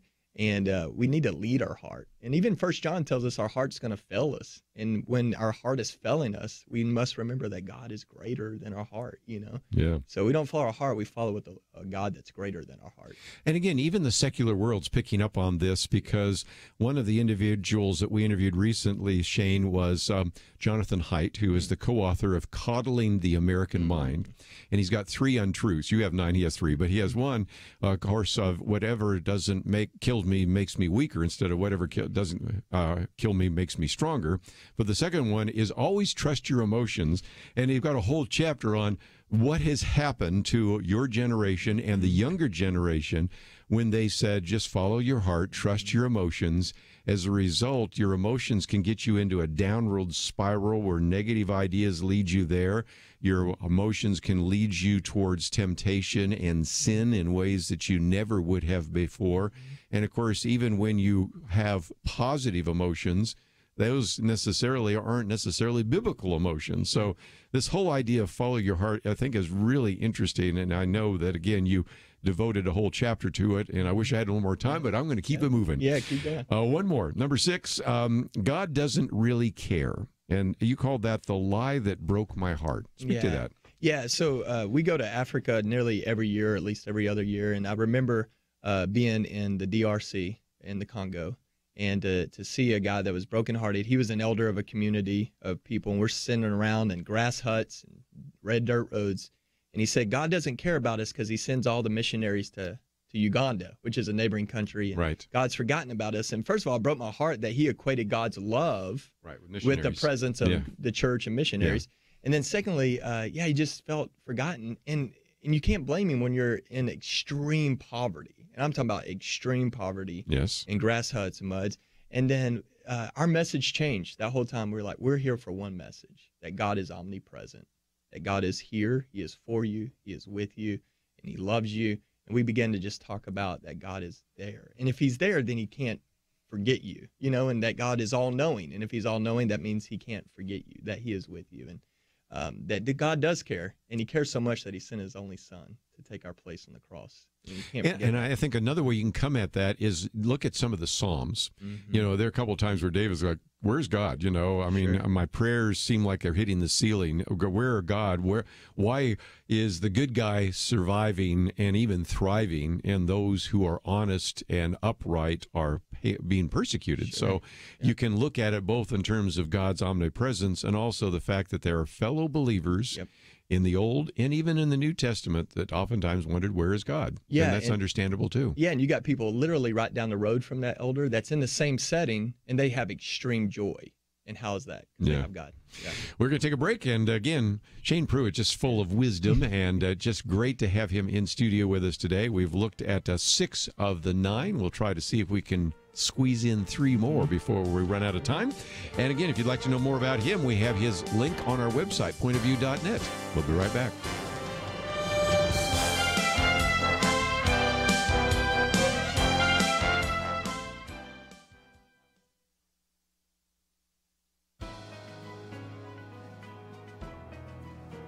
Welcome to the First Liberty Briefing. I'm Jeremy Dice. In May of 1915, Major John McCrae buried his friend. It is believed that after the burial, he penned the now famous poem, In Flanders Fields. This is what he wrote. In Flanders fields the poppies blow, between the crosses row on row, that mark our place, and in the sky the lark still bravely singing, fly, scarce heard amid the guns below. We are the dead. Short days ago we lived, felt dawn, saw sunsets glow, loved and were loved, and now we lie in Flanders fields. Take up our quarrel with the foe. To you from failing hands we throw the torch. Be yours to hold it high. If ye break faith with us who die, we shall not sleep, though poppies grow in Flanders fields. The reference to crosses was no accident. These were the markers used for temporary gravestones across Europe. When the graves were made permanent, the world community rejected efforts to convert the temporary cross-shaped gravestones into rounded tombstones.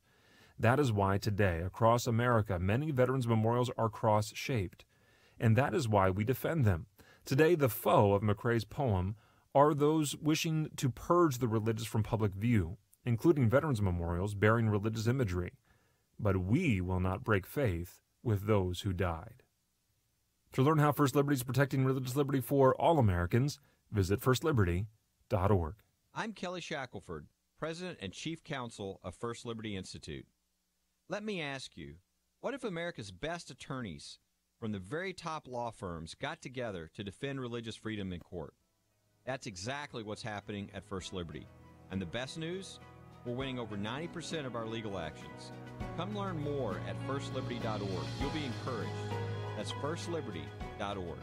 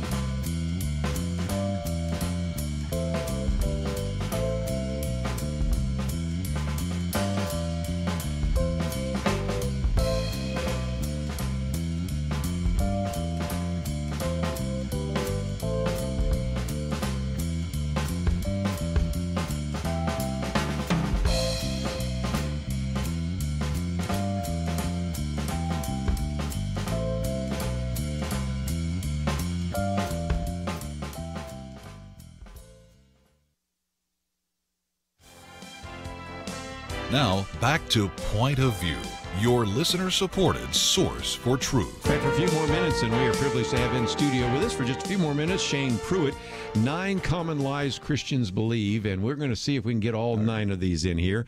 And this one is, well, so-and-so will never change, so you have a blank. Who's in your blank? And I think we as Christians believe that everyone can change, but the sad reality is lots of times we don't believe that, do we? Yeah, sure.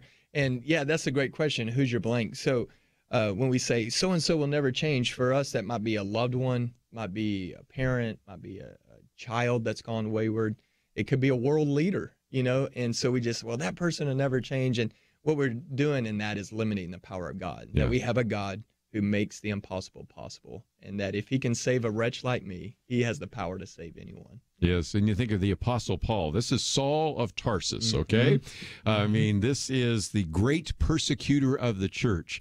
When I try to come and give contemporary examples, we have nothing quite like that, unless you want to talk about some of the new atheists, for example, you know, Richard Dawkins or Bill Maher or somebody like, I don't know who Christopher Hitchens or something like that becomes a Christian. Yep. Or, for those of us older, remember when Chuck Colson was the hatchet man for Richard Nixon, and look at the legacy of Chuck Colson. So we have lots of great examples of that, but it is amazing how we tend to believe that this is how they've always been. They're never going to change. But that really, I think, fails to understand the incredible power of the gospel. Absolutely. And one thing that we need to do is, because a lot of times there's a lot of hurt in that. Say if a child grew up in the church and then college years, they go wayward.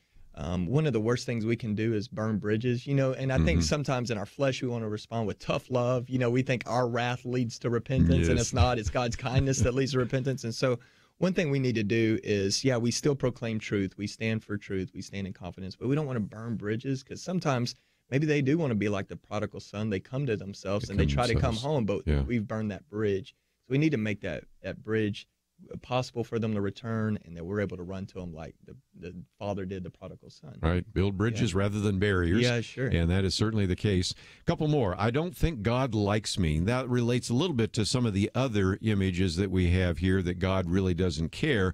But in some respects, again, if everything has gone the wrong way, there is a tendency for us to say, I think just God hates me, or at least he doesn't like me, right? Sure. Yeah, and that kind of came from a story where I was speaking at a camp, and a teenager comes up and he goes, "You know what, I don't think God likes me very much." And I go, "What do you mean?" And then he listed all these things that he does for God, but then God doesn't do what he wants him to. And that's a lot of times how it comes transactional. out. Yeah, or maybe you have some kind of secret sin or an addiction. Yes. And you've tried all of these things to fix yourself, change yourself, and it just doesn't happen. And then you get upset with God going, "Well, I guess God doesn't like me." And I think sometimes we can be so busy working so hard to get God to like us that we totally miss the truth that he already loves us, and that he's the one that can change us from the inside. And that one shows up a lot of times when they're dealing with, like I said, a secret sin, pornography, sexual addiction, or maybe, I can't believe if God really loved me, he would not have let these people, these trusted people in my life, abuse me or hurt me or ruin my life or gossip about me. So in some respects, because you speak so often to youth, you run into this one probably more than any of us. Yeah, no doubt. And then it kind of brings another cliche to mind of bad things happen to good people. Yes. And because in our own estimation, we're good. And we always judge ourselves by our intentions, and we judge others by actions. And so a lot of times we're like, well, I'm a good person. I do this, I do this, I do this. Why did this happen? And then why is God letting us have it? I mean, because here's the deal. We probably all know someone we love dearly that at one time claimed to follow Jesus, then something difficult happened in their life, and now they're very angry and bitter towards God. Yeah. And so again, just another really important lie to address, but let's go to the ninth one, and we actually got to the goal line. Believe in yourself. Now, again, it is important for us to have confidence. It's confidence in the Lord, so you're not disagreeing with the idea of believing in yourself. But in this narcissistic culture, we have taken this to an extreme that most people never saw coming, right? No doubt. And the way I address this is this, like you said, it's not a believe in yourself. Like, we should have good self-esteem. We should have healthy emotions. But the believe in yourself that I'm addressing is when we make ourselves the center of our universe, we become our own gods. And Jesus didn't say that, like in Matthew 16:24, he didn't say, hey, if you want to follow me, believe in yourself. I think he said the exact opposite of that. So. And if you think about it, if you tie this all the way back to the Garden of Eden, isn't that the very temptation that Satan tempted Eve with? It wasn't necessarily an apple. First of all, we don't even know if it's an apple. It says fruit. But isn't that what he said? He challenges God. He said, did God actually say? So he's challenging the word of God. And then he'd go, well, God doesn't want you. Now he's calling God a liar. And he says, if you eat of the tree of knowledge of good and evil, you can be like God. So isn't that kind of a believe in yourself message? You don't need God. Believe in yourself.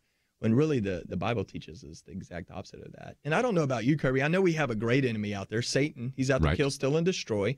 But sometimes my second greatest enemy is the person I look at in the mirror every day. Yeah, that's right. Because no one has puffed me up more than I've puffed myself up.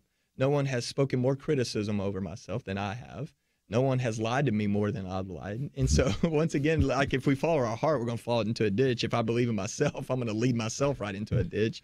And so, yeah, we don't believe in ourselves. We believe in something bigger than ourselves.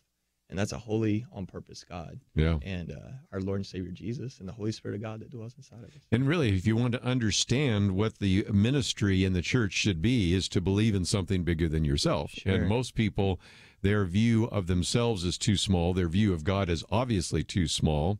And then it's reinforced by the technology. I mean, I've always said that I think teenagers, by definition, always had self-focus and always had a bit of narcissism.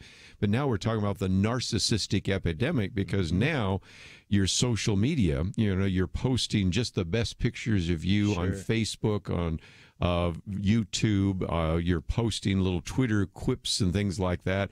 It's kind of like the fantasy reel, but your life isn't really that way. And so it just reinforces some of those ideas. And so that's why, if nothing else, I think the church really needs to start to counter-program to some of that, doesn't it? Yeah, no doubt. And I mean, if you think of even our public school system, which we love the public school, our kids are in public school, is for the last 30 years, there's been an intentional focus in the public school of self-esteem. I mean, you walk down the halls and see those, believe in yourself, believe in yourself. And those can be positive messages, but as we've been pushing self-esteem agenda, depression is at all-time high. Right. Suicide rates are all-time high. The prisons are still full. You know what I mean? So, and we even know something's wrong with us. If you go into any secular bookstore, it doesn't even have to be a Christian one. You go into Barnes & Noble, what's the largest section in there? The self-help section. Self-help. Why? Because we know we need help, but self can't help this. Yeah. Only God can solve that. Yeah. Just about out of time, but again, Shane, let's talk about your website, because if people wanted to get a copy of the book, they can do so. Of course, look for it in your local bookstore. This is the release, so actually, if you go in and ask for it today, it may just now be arriving at the bookstores, but we want to get on the front end of that. So if you want to get it in your bookstore, fine, but if you want to get it from you, if you want to get your devotional, if you want to schedule you to speak, the blog post, I suspect you'll post some videos and things like that. All of it available at ShanePruitt.com, right? Yes, sir. That's it. Well, it's just been fun to have you in here. I'd love to get you in here for the Millennial Roundtable. Having you interact with some of these other individuals, all of whom you apparently know, would be a lot of fun. So again, let me just, for the last minute that we have together, mention that, again, the book is entitled 9 Common Lies Christians Believe. You can find it in your local bookstore. If not, we have a link to Shane Pruitt. Just been great to have you in studio. And if you find yourself saying, well, I'd like to know a little bit more about this, or maybe I'd like to hear it again, you can download the podcast, or if you'd like to watch it, it will shortly be up on our YouTube channel, and you can watch it again. Maybe even click that share button. Send it to someone else that maybe you know believes in one of these lies and maybe needs a little bit of an antidote. That's available there as well. My commentary today is on ballot harvesting. We're also encouraging you to consider joining with us on a trip to Israel that we'll be taking both to Israel and to Rome in the fall, so you can sign up for that. And all of it is available at our website, pointofview.net. I want to thank Doug for his help behind the scenes, and Steve as well. Tomorrow is our Millennial Roundtable. Dr. Nick Pitts will be sitting in this chair, and we'll have a robust discussion.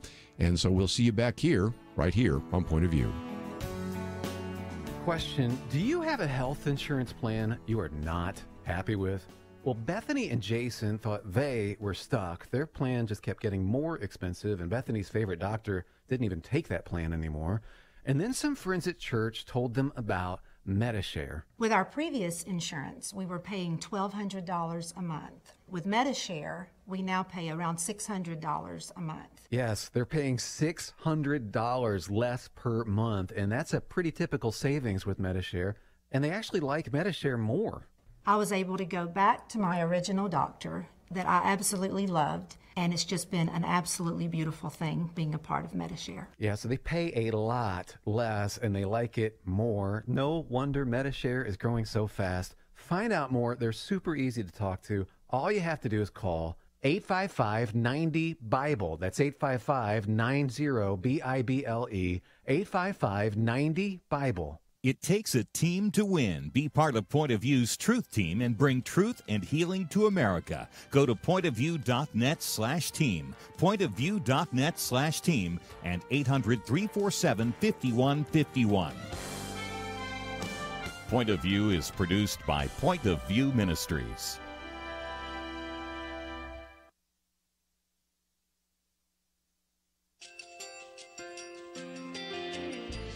I just want to thank you so much for all the wonderful programming you have. You're just absolutely fantastic. I recently started listening to Point of View, and I really found it interesting because of the different subjects you cover. Thank you for that. I really appreciate everything that you do in keeping us informed. Thank you, Kerby, for everything that you have been doing. I appreciate all the work that you're doing, advocating for the Word of God. Thank you so much. point of view, I think, is absolutely necessary because it's a Christian perspective, a biblical worldview perspective, and receive very current, up-to-date information about what is really going on, week to week in our culture, which is changing so rapidly, and yet it's morally sliding backwards. Yeah, I'm just, first of all, I thank you guys. Y'all's program is wonderful, and enjoy it every day. I learn so much every time I listen to it. Point of View Radio Talk Show.